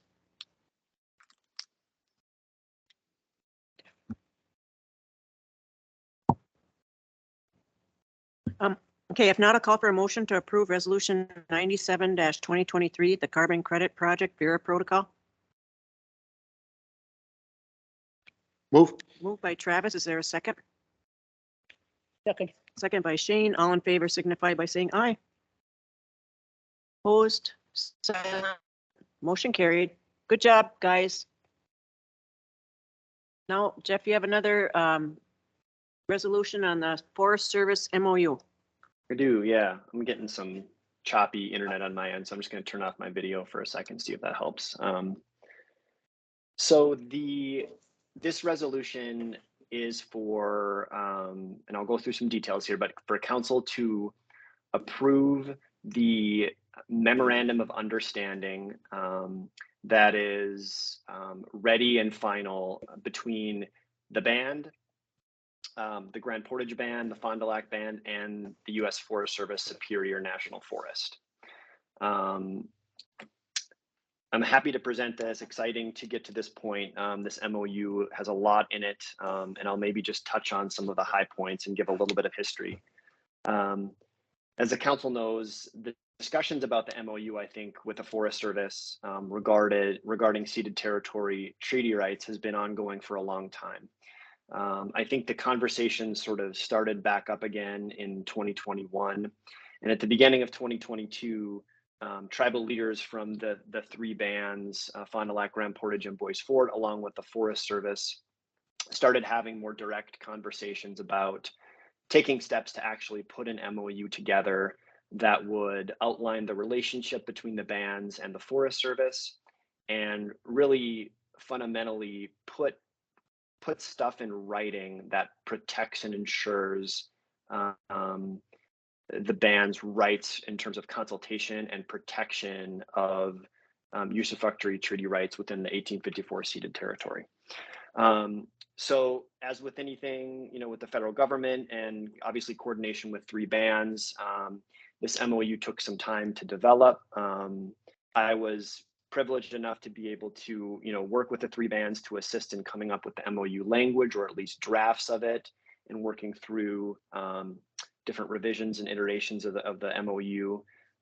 But we have now, at least in principle, sort of gotten to the point where I think we have an agreement in principle of a comprehensive MOU for the first time between Fond du Lac, Grand Portage, Bois Forte, and the U.S. Forest Service Superior National Forest. Just real quickly, the MOU is, I think,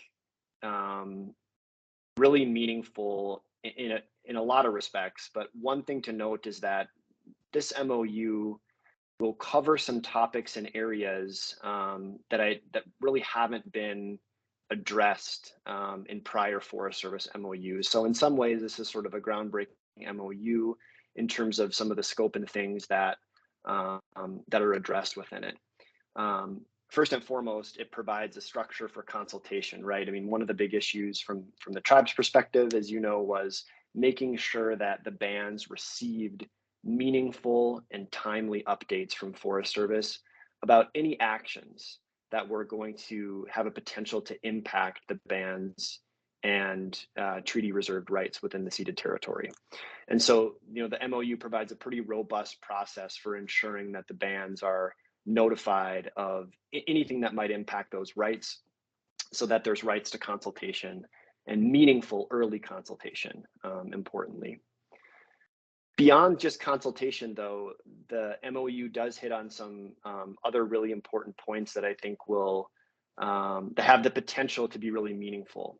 The first is tribal management objectives or management priorities that give the bands a structure to basically be able to communicate to the Forest Service tribal objectives for management of the forest that layer in the tribe's priorities from a management, from a cultural perspective, so that the Forest Service is managing the forest in a way that's consistent with what how the tribes would want that managed and co-stewardship. Adding that tribal perspective and layer to the Forest Service management, I think, was one thing that was really important to the bands in the discussions about the MOU. There's also a unique section called special designation areas in the MOU that will give the bands the right to identify areas of particular cultural sensitivity in the forest, and to consult on those areas to ensure that they have special protections afforded to them. Federal law gives the tribes the right to do this, but oftentimes getting a historic property designation can be time consuming under existing law and take a lot of work. This provides a more flexible process for the bands to be able to identify those areas to ensure that they're protected. And the MOU hits on some other pieces too that I won't go into in a lot of detail, but consultation on land exchanges,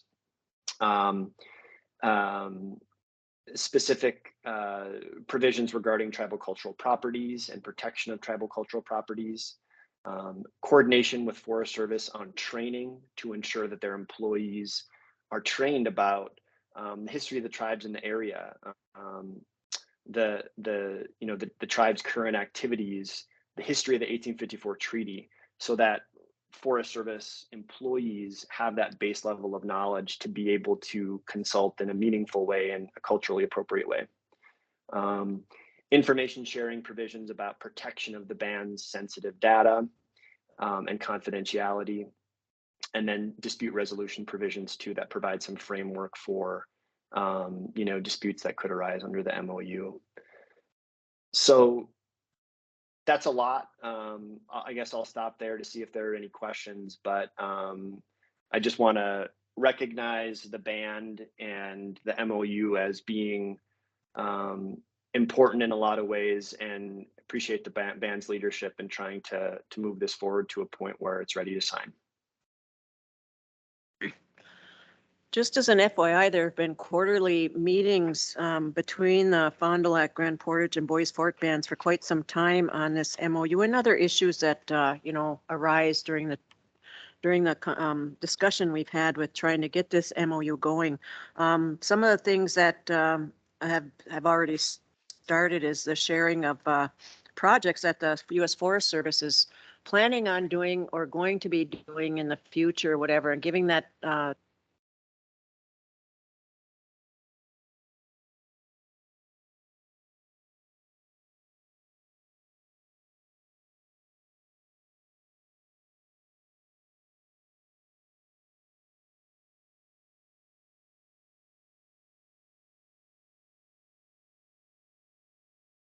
I didn't have my mic on. I apologize.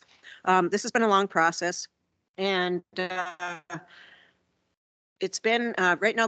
I believe Grand Portage is in the process of approving their resolution, but Fond du Lac has approved theirs already, and we've set up a MOU signing date. Is that for May 2nd, Jeff? Correct, May 2nd. Okay, at Grand Portage, if anyone's interested, but this MOU had to go all the way to Washington DC for approval from the Fed. So it's a big step, I think, for the 1854 treaty tribes, because we do have a lot of cultural significant areas in the 1854 treaty area that need to be protected. And so this is just to ensure that tribal consultation will be done, and it'll be a better working relationship, I think, between the Forest Service and the tribes. But also they were talking about a training component for the Forest Service staff, like a tribal state relation type of training. So I think that would be even more beneficial as well. But good job. Jeff's been working on this along with initiated at Grand Portage first by April McCormick and the Grand Portage RTC. So it's been a long time coming, but if Washington can approve it, then that wasn't too long, I guess. So any comments, Council? Yes, it's been a long process and long time coming, and thank you for working on this, Jeff. When we first started meeting with the U.S. Forest Service and regarding this MOU, and a few meetings back, I read a section from the Rights of Indians and Tribes written by Stephen L. Pivar, and I'll read it to you, what I read to them. May a federal agency abrogate an Indian treaty? No. A federal agency may not abrogate an Indian treaty without specific congressional authorization. For example, although Congress has given the Army Corps of Engineers the general authority to build dams to prevent rivers from flooding, the Corps may not build a dam on land reserved to an Indian tribe without the express consent of Congress. And where I'm going with that is that because the 1854 treaty area is getting smaller and smaller, to me, Congress didn't authorize them to abrogate our treaty. And I know that I commend the U.S. Forest Service and they want to understand the treaties better and learn more about it. But I think we're well beyond that point where it needs to be put to action. So that when projects come up, that they advocate on behalf of the tribes as well. And I've been saying that ever since we've been meeting with them, because they need to look at our best interests as well. And I think that this MOU is a step in the right direction. Thank you. Thank you, Shane. Any other comments? If not, I'll call for a motion to approve Resolution 98, 2023, the Forest Service, U.S. Forest Service MOU. Oh. Moved by Shane. Is there a second? Second. Second by Robert. All in favor signify by saying aye. Aye. Opposed, silent, motion carried. Okay, good job, Jeffrey. Thank you, Council. Next, we have Christine.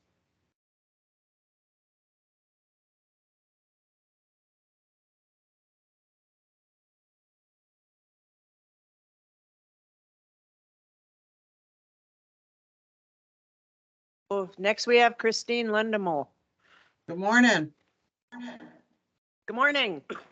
I keep forgetting to turn my mic on. I know. I see that. Sorry. Go ahead, Christine. Okay, I'm here to request approval for Office of Head Start has put out a 5.6% COLA increase that goes retroactive from January 1st, 2023. And we've been saying that President Biden has been working on increasing teacher salaries for Head Start and childcare workers to help retain staff. And so I applied for it, and the total funding amount is $83,543. There's no required match for these dollars, and it is a permanent increase. That will be included in your base level now from now on, right, Christine, then? Yes. Okay. And I just want people to know that our Head Start teachers and our educators are some of the lowest paid people. And it's really hard to retain our great staff that we have here at Head Start. So it's nice that they're finally trying to see that Head Start needs that additional funding to retain our teachers. Do we have a motion to approve the COLA increase for Head Start in the amount of $83,543? Move. Moved by Travis. Is there a second? Second. Oop. Second by Robert. All in favor signify by saying aye. Aye. Opposed, silent, motion carried. Okay, Christine, good job Thank you. there. Thank you, Council. The next one is our yearly Minnesota State Head Start grant application. There is no match for this, and it is in the amount of $67,232. Okay. Any questions for Christine?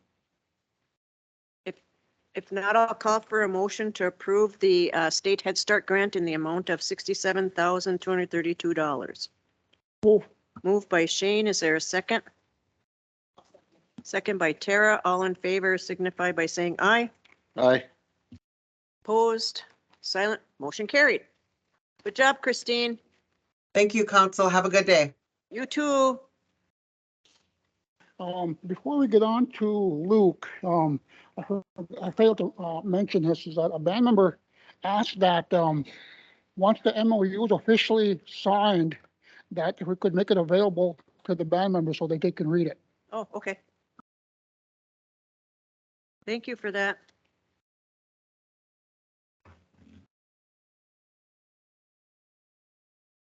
I'm writing that in my notes. Okay, Luke? All right, so we had a couple things to add here. The first one is the garnishment per capita.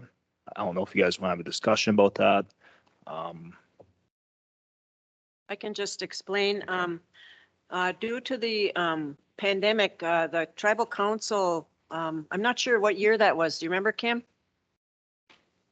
In 2020, waived the garnishment of the per capita checks that are received through the 1854 payment. And so now that the pandemic has been officially ended, we want to reinstitute the garnishment of the per capita for tribal programs that are owed money by tribal members. And Kim, you want to make a comment on this at all? Yeah. Well, I had brought up, we had a discussion at a senior management meeting and probably the first week of February. And then I had brought it to the senior management staff, and they wanted to have a discussion with the tribal council of what we should do about garnishing, because there's a lot of work that goes into it. Mm-hmm. And you weren't available, the council wasn't available that day, but the next day they were having a meeting with the senior management about something else, but I was at a doctor's appointment. And nobody brought it up with you guys. And then time got away. But yeah, there is a lot of money owed to programs from some band members, not all band members, you know, it's not really a large, you know, it's not like 50%, it's not 25%. It's like there's about a 10%, and I haven't looked at the numbers for a while, you know, like statistically of how many people, you know, adult band members that owe us money. And we had the discussion of, because under the garnishment of per capita, we had allowed payback agreements. Yep. And the discussion we had was, started out was those payback agreements are old. So, you know, we were looking for direction. Do we want to start by offering payback agreements? Because to figure out the payback agreements is a lot of work. Do we start out a new process?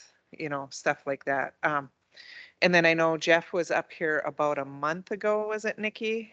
And got, because there's two parts to collections. There was per capita garnishments, and then there's also the garnishment of wages of tribal employees. Oh, yep.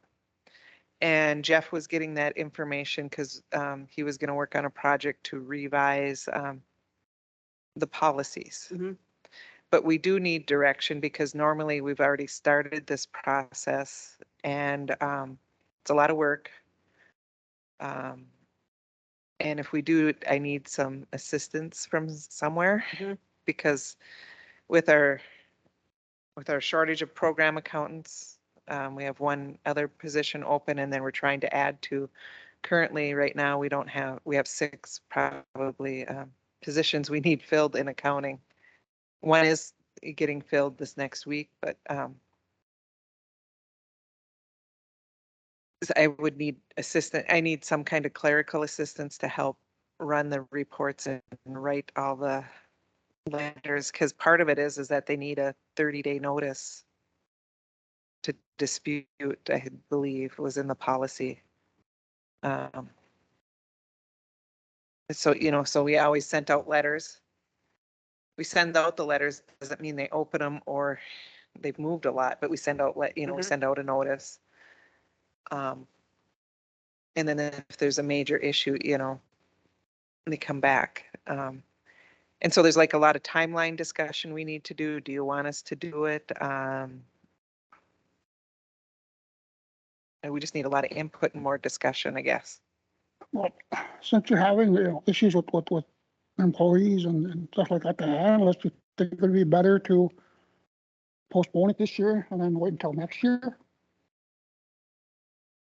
We could probably start the process and have, like, it doesn't necessarily mean that we have to have an employee in accounting, but like even having the programs notify their people who owe money and start setting up payback agreement, that's probably the biggest step.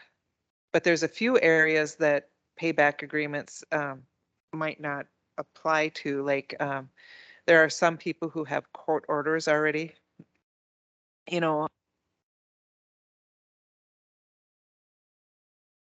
We had suspended collection on court orders. And then also if court fines, do you want to include that they have a payback agreement? Because historically the council collectively had felt that, well, they've already been ordered and they were supposed to be making progress on that, So, what do you want to, and there are, I'm not touching it. It doesn't want to, something's saying, don't do us. But there's, there's some assistance. So like with the emergency rental assistance, a lot of people got their, some of their rents and stuff collected. I know there's some daycare ones because I see Vonda's up. They have special policy at daycare and she can explain that. But I think Tracy's program also, I noticed that, is it your energy assistance program that's helping with water and sewer now? So we've seen payments coming through, other places. Vonda?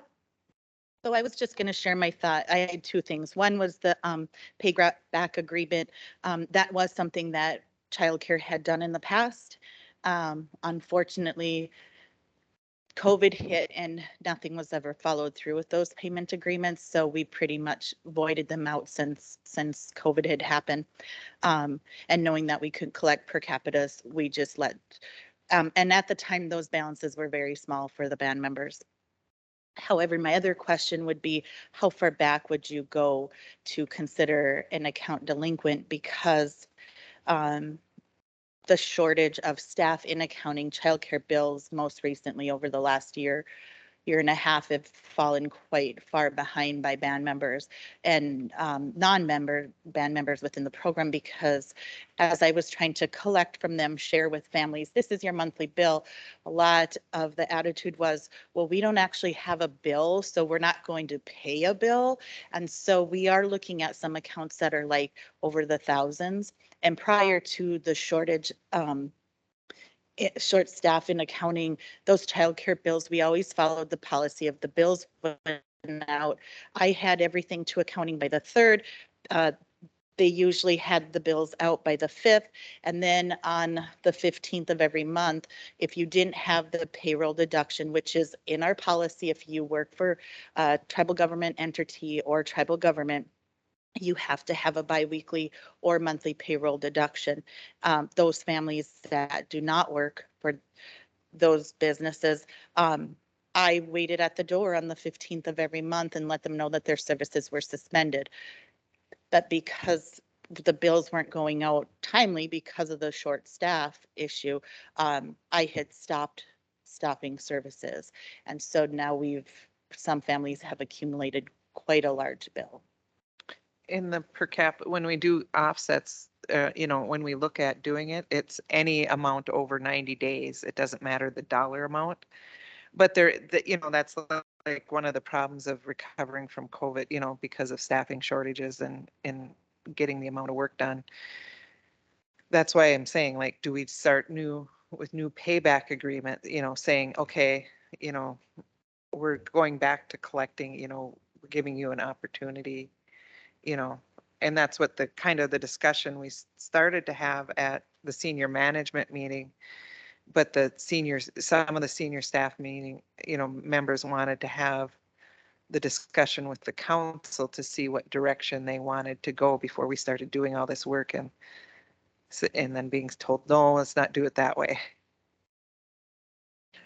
I really, this is just my opinion, not the opinion of the council, but I think we need to go back to new payback agreements because, to be honest, I don't know if anybody really remembers their payback agreement from 2020 or 2019. 2019 probably, because it's already 2023. That's 4 years ago. But the other thing is that I really think we should sit down with the departments that have the money that, for example, childcare, courts, housing, public works, and those, because there was a lot of there, and there still are some assistance programs that can help these people get caught up on their bills. And so I think that if we can meet with the departments, I can't see it being done this year myself because of the 30-day notice, the policy, and everything, that it's just not possible. It's April already, and we get the check in July and the checks are issued in August. But I really think it needs to be done because I know that some of the people didn't take advantage of the assistance programs either.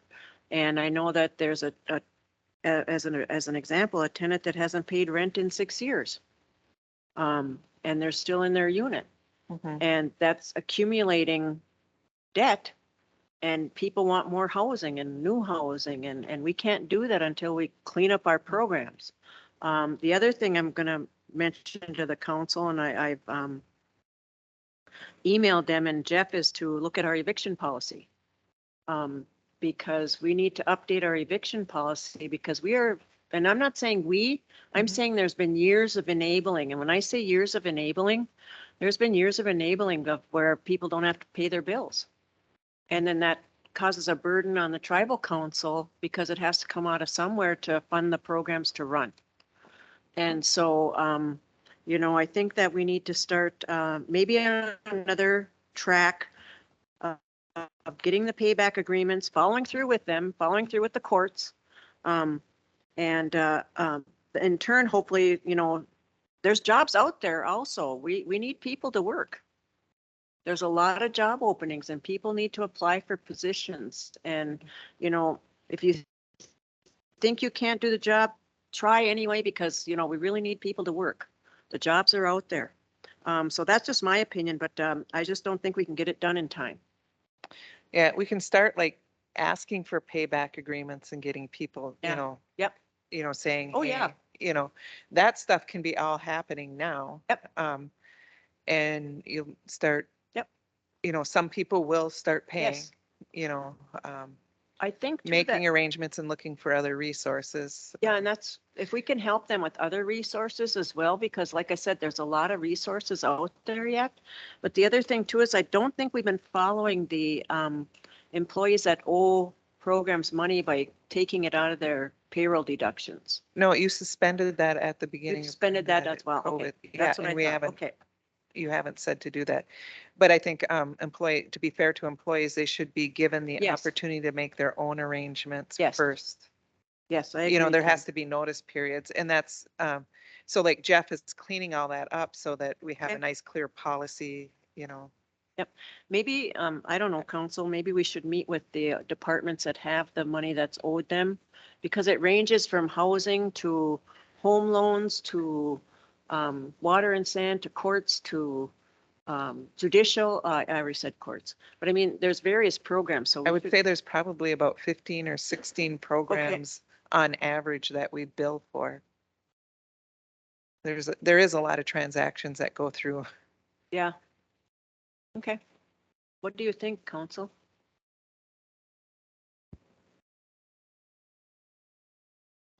What other committees have been formed for this? Because I know the utility advisory committee Mhm. was formed. I used to be a part of that bazillion years ago.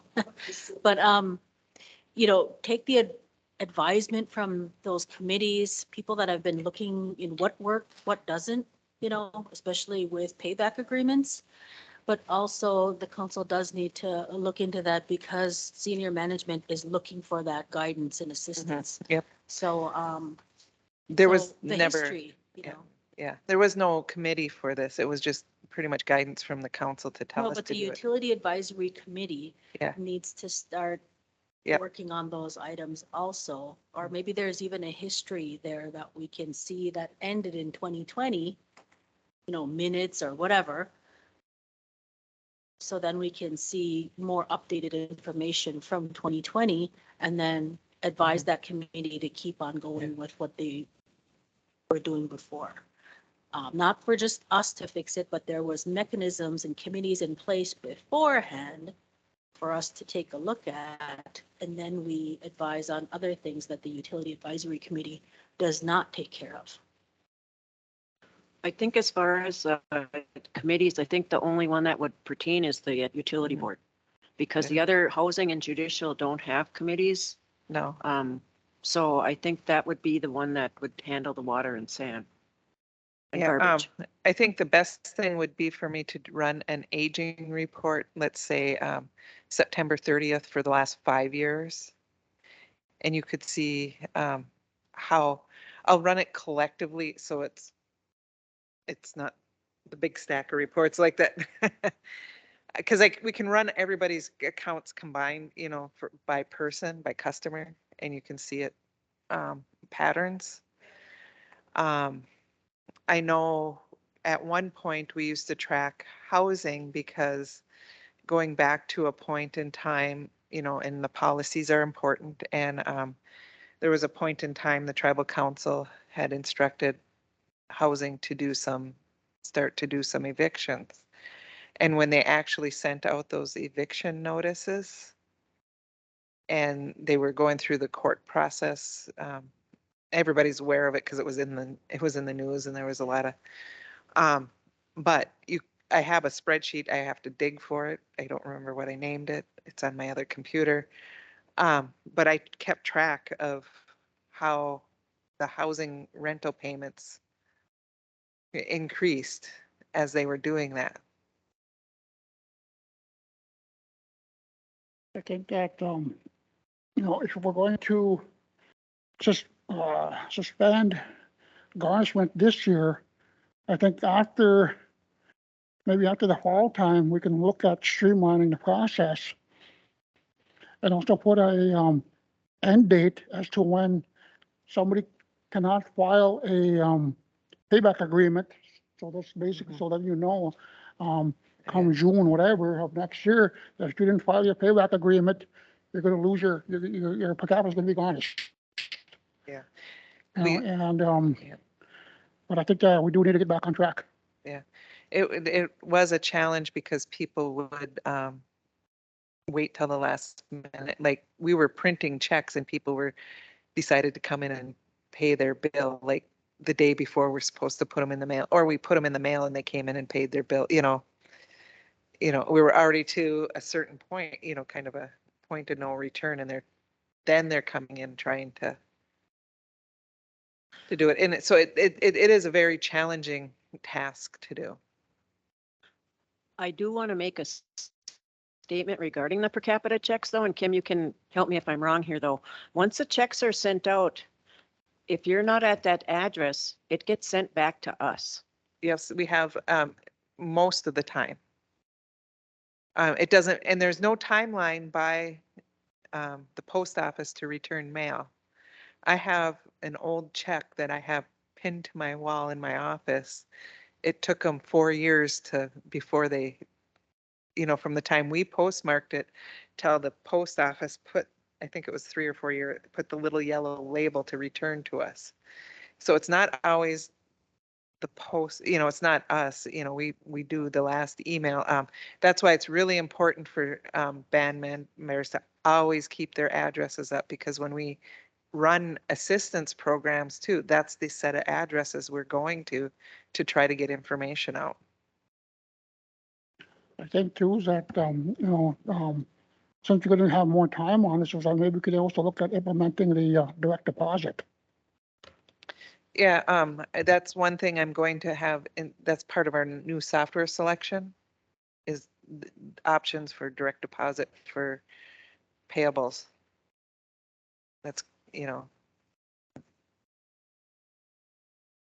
So council, are we okay with holding off for one more year on the garnishment of per capita and getting a meeting set up and starting with the meeting first, and then we'll go start working on the payback agreements and the policy? Yeah, we should improve the policy, Yep. get timelines, and get, Yep.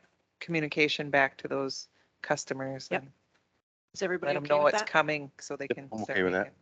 making. Okay. Sarah? Oh, Well, I would like to make sure that when we're doing this, are we truly doing this for what it was originally under? You know what I mean? The garnishment for per capitas, it was because of the pandemic, right? That's Right. why we suspended it, But yeah. right now, we're not continuing to suspend it under the same policy. Is that what we're saying? You know what I mean? So we need to put a little bit of a update Yeah, to why we're doing that. okay. Nikki has her hand up. Oh, Nikki? Pam Parson has her hand up. Pam? Okay, I just wanted to mention, you guys, there is some grant money available for people to pay past rent. And the program it doesn't matter how far past the rent is. So we have our housing people, our homeless staff currently setting up meetings with our housing department so we can try and get some of these peoples with them huge arrears involved in this program and get them paid down. Thank you, Pam.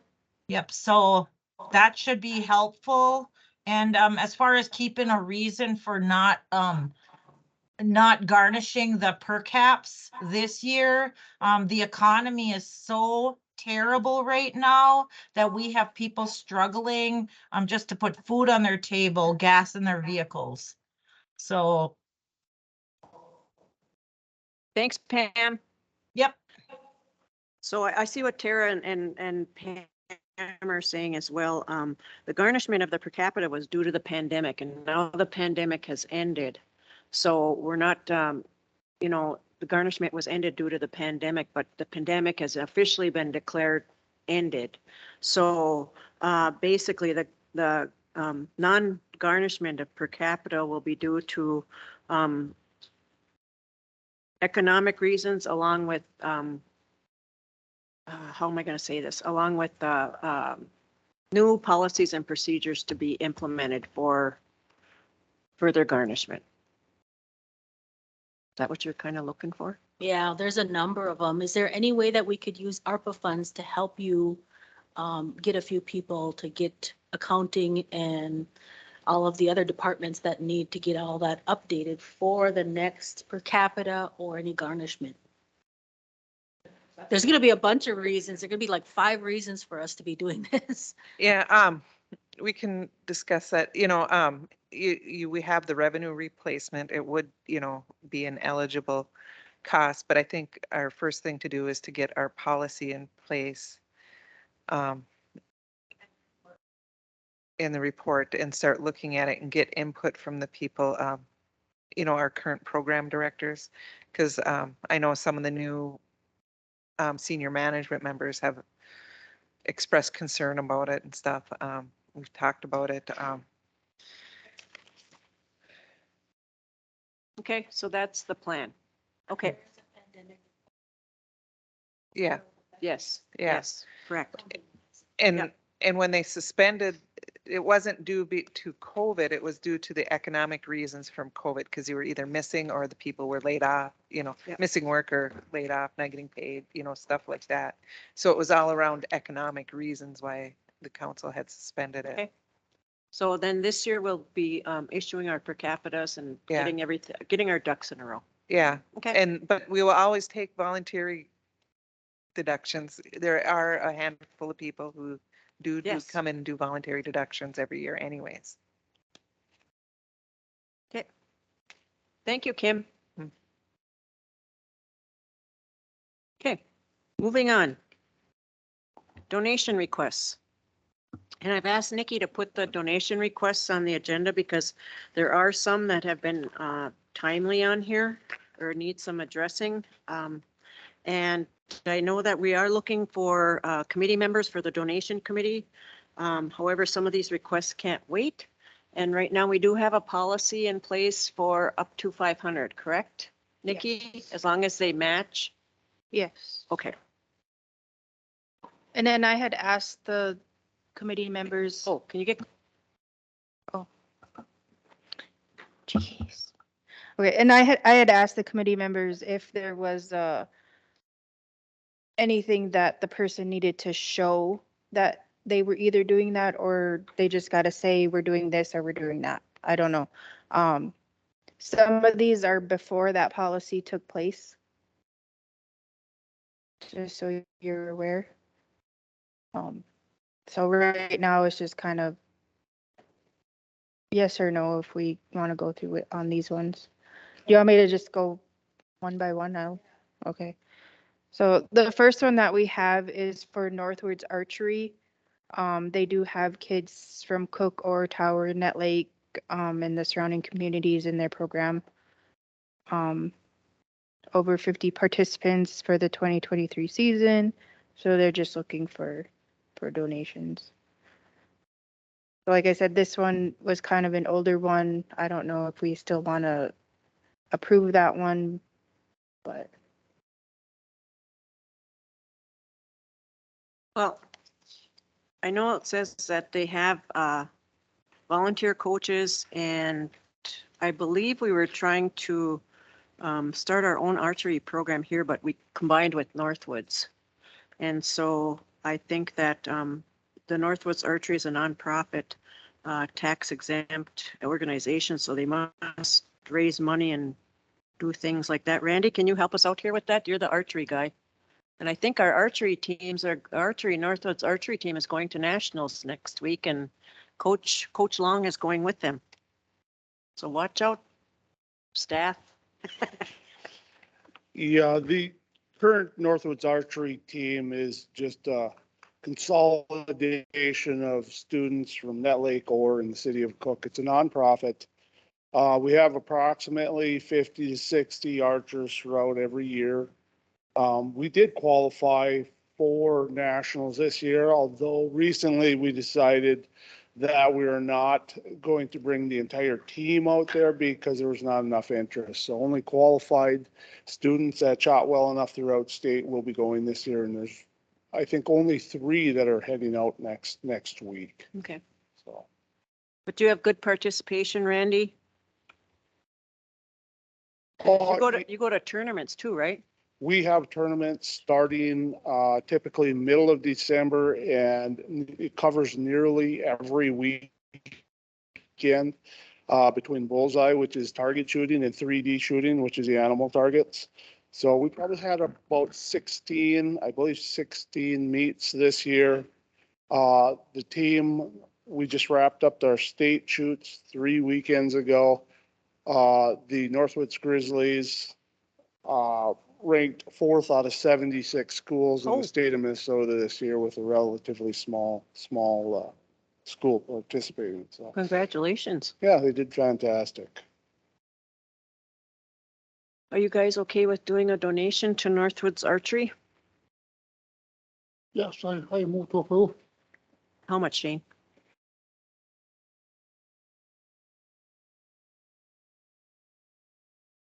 I'll just say the full amount, I guess. 500? Yep.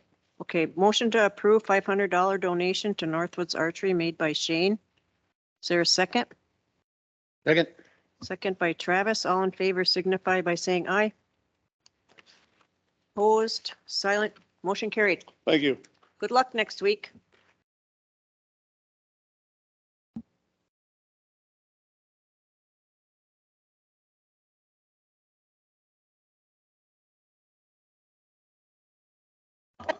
My apologies. Nikki left. I was waiting for her to read off the next one. The next one is from the Virginia Community Foundation. There she is. Sorry, I had to take a phone call. This was from December 2022.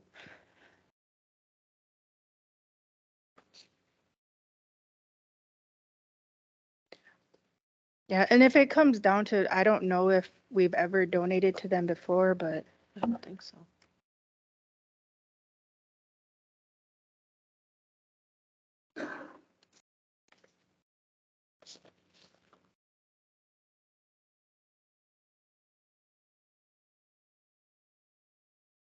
I see on their paper, they can, Kim, do you ever remember a donation to the Virginia Community Foundation? Oh.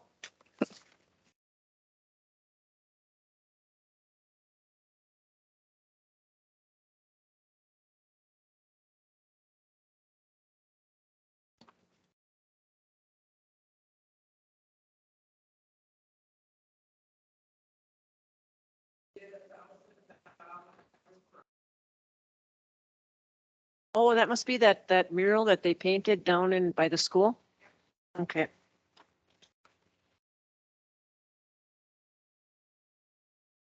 Council, any FY suggestions? Oh, go ahead. FYI, they are our new neighbors. We share a roof with them in our Virginia building. Okay, Just thank an you, Pam. FYI.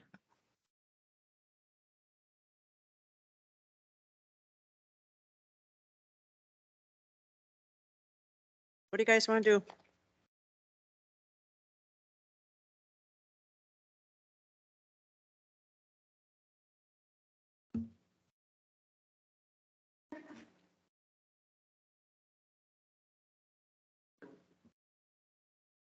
I like to see you when we donate to a cause, you know what I mean? Oh. This one's just really broad and wide open, and it's not really Specific?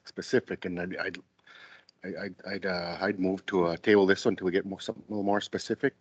Okay. And, you know, if they come to us and, like I said, this is really broad and it doesn't really explain what it's for. Okay. More detailed? I'd like a little more detail and Okay. what it's gonna be used for. We have a motion to table this request by Travis. Is there a second? Second by Tara. All in favor signify by saying aye. Opposed, silent, motion carried. We'll get a letter out to them or something saying we received the request, but kind of like 4 months later. Okay. Okay. Nick? okay, the next one I have, looks like it had already passed. I don't even know if they had never reached out to me after the fact. Yeah, they were supposed to be going in March 2023.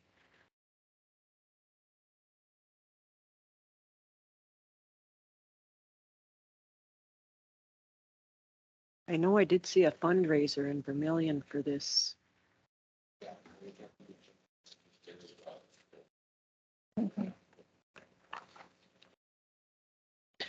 Should we table this one and see if they get us back some information? Yeah. Maybe? Because they requested it in December. And his trip. So was like in- maybe if they did go, kind of reimburse them? Well, see what they out of pocket and if we, Okay. I don't know. Yeah.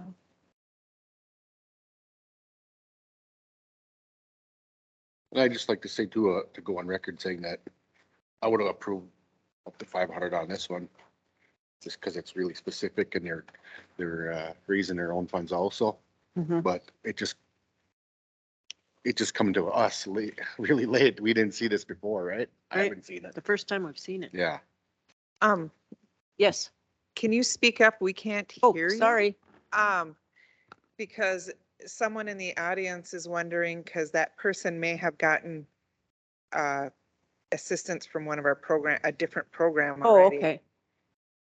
So I don't know I can't hear who you're talking, This request was from Nancy Rewards.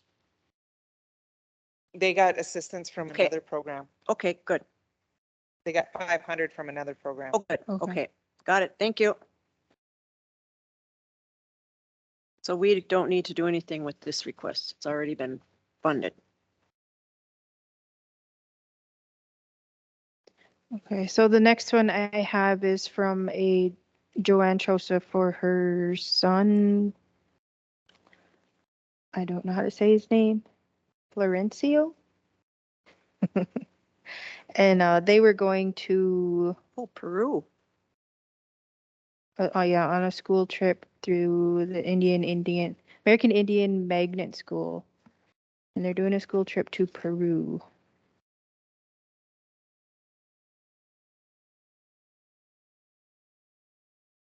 Nice. So they're requesting 5,500.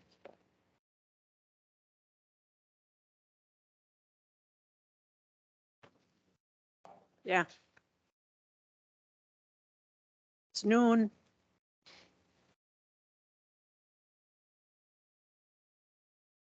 I'll move to approve this up to the 500. Okay.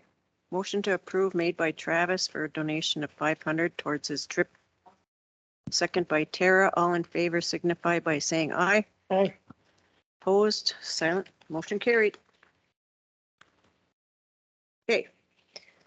So this one is for, who is this for? Bryn? Bryn Chosa. I do know that she is attending the Native American, or what is it called? The Native American Indian. Team Minnesota NAIG. Oh, there it is. Sorry. Minnesota American, no, Native American Indigenous Games. Yeah, yeah. Okay. So, and I believe they're going to Toronto? Toronto, in they're going to July? Canada, aren't they? Yeah, somewhere in Canada anyway. And I believe it's in July. Okay. Hey, this one's way ahead. I move to approve, for 500. Okay, motion to approve 500 by Shane. Is there a second? Second. Second by Travis. All in favor signify by saying aye. Opposed, silent, motion carried. Well, that one was way in advance. That's good.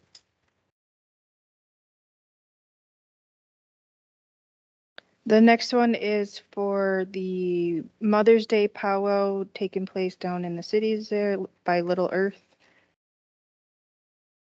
That's taking place May 13th and 14th.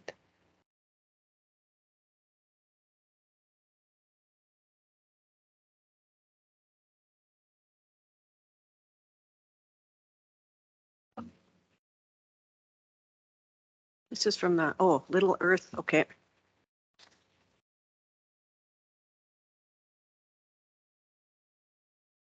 Well, the powwow is particularly a special event this year as it happens to coincide with Little Earth's 50th anniversary.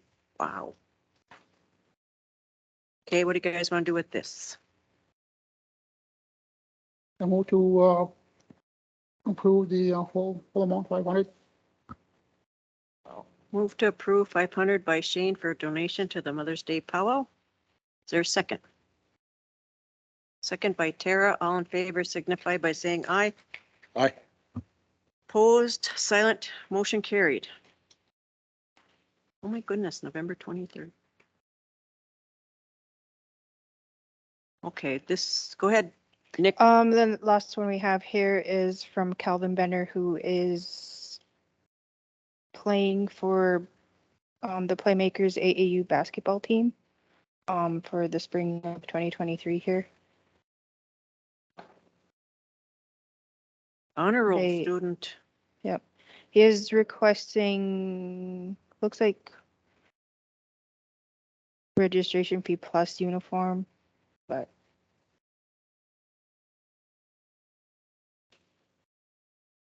Very impressed. Very. I'll move to donate Yep. 500. I'm very impressed. I've made the honor roll all my freshman year. Plays basketball team, works weekends and summers at Patton's. Very impressive. Motion by Tara for $500 donation to Calvin Benner. Second. Second by Shane. All in favor signify by saying aye. Aye. Opposed, silent, motion carried. Hopefully we'll have a donation committee in place to give us a yay or nay or whatever. They better hurry up before we donate all their money. Okay, no other business, so do we have a motion to adjourn? Move. Moved by Shane. Is there a second? Second by Tara. All in favor signify by saying aye. Opposed, silent, motion carried. Make which everybody for watching today, and stay safe, and hopefully spring will come, and have a good day, and hope to see you soon.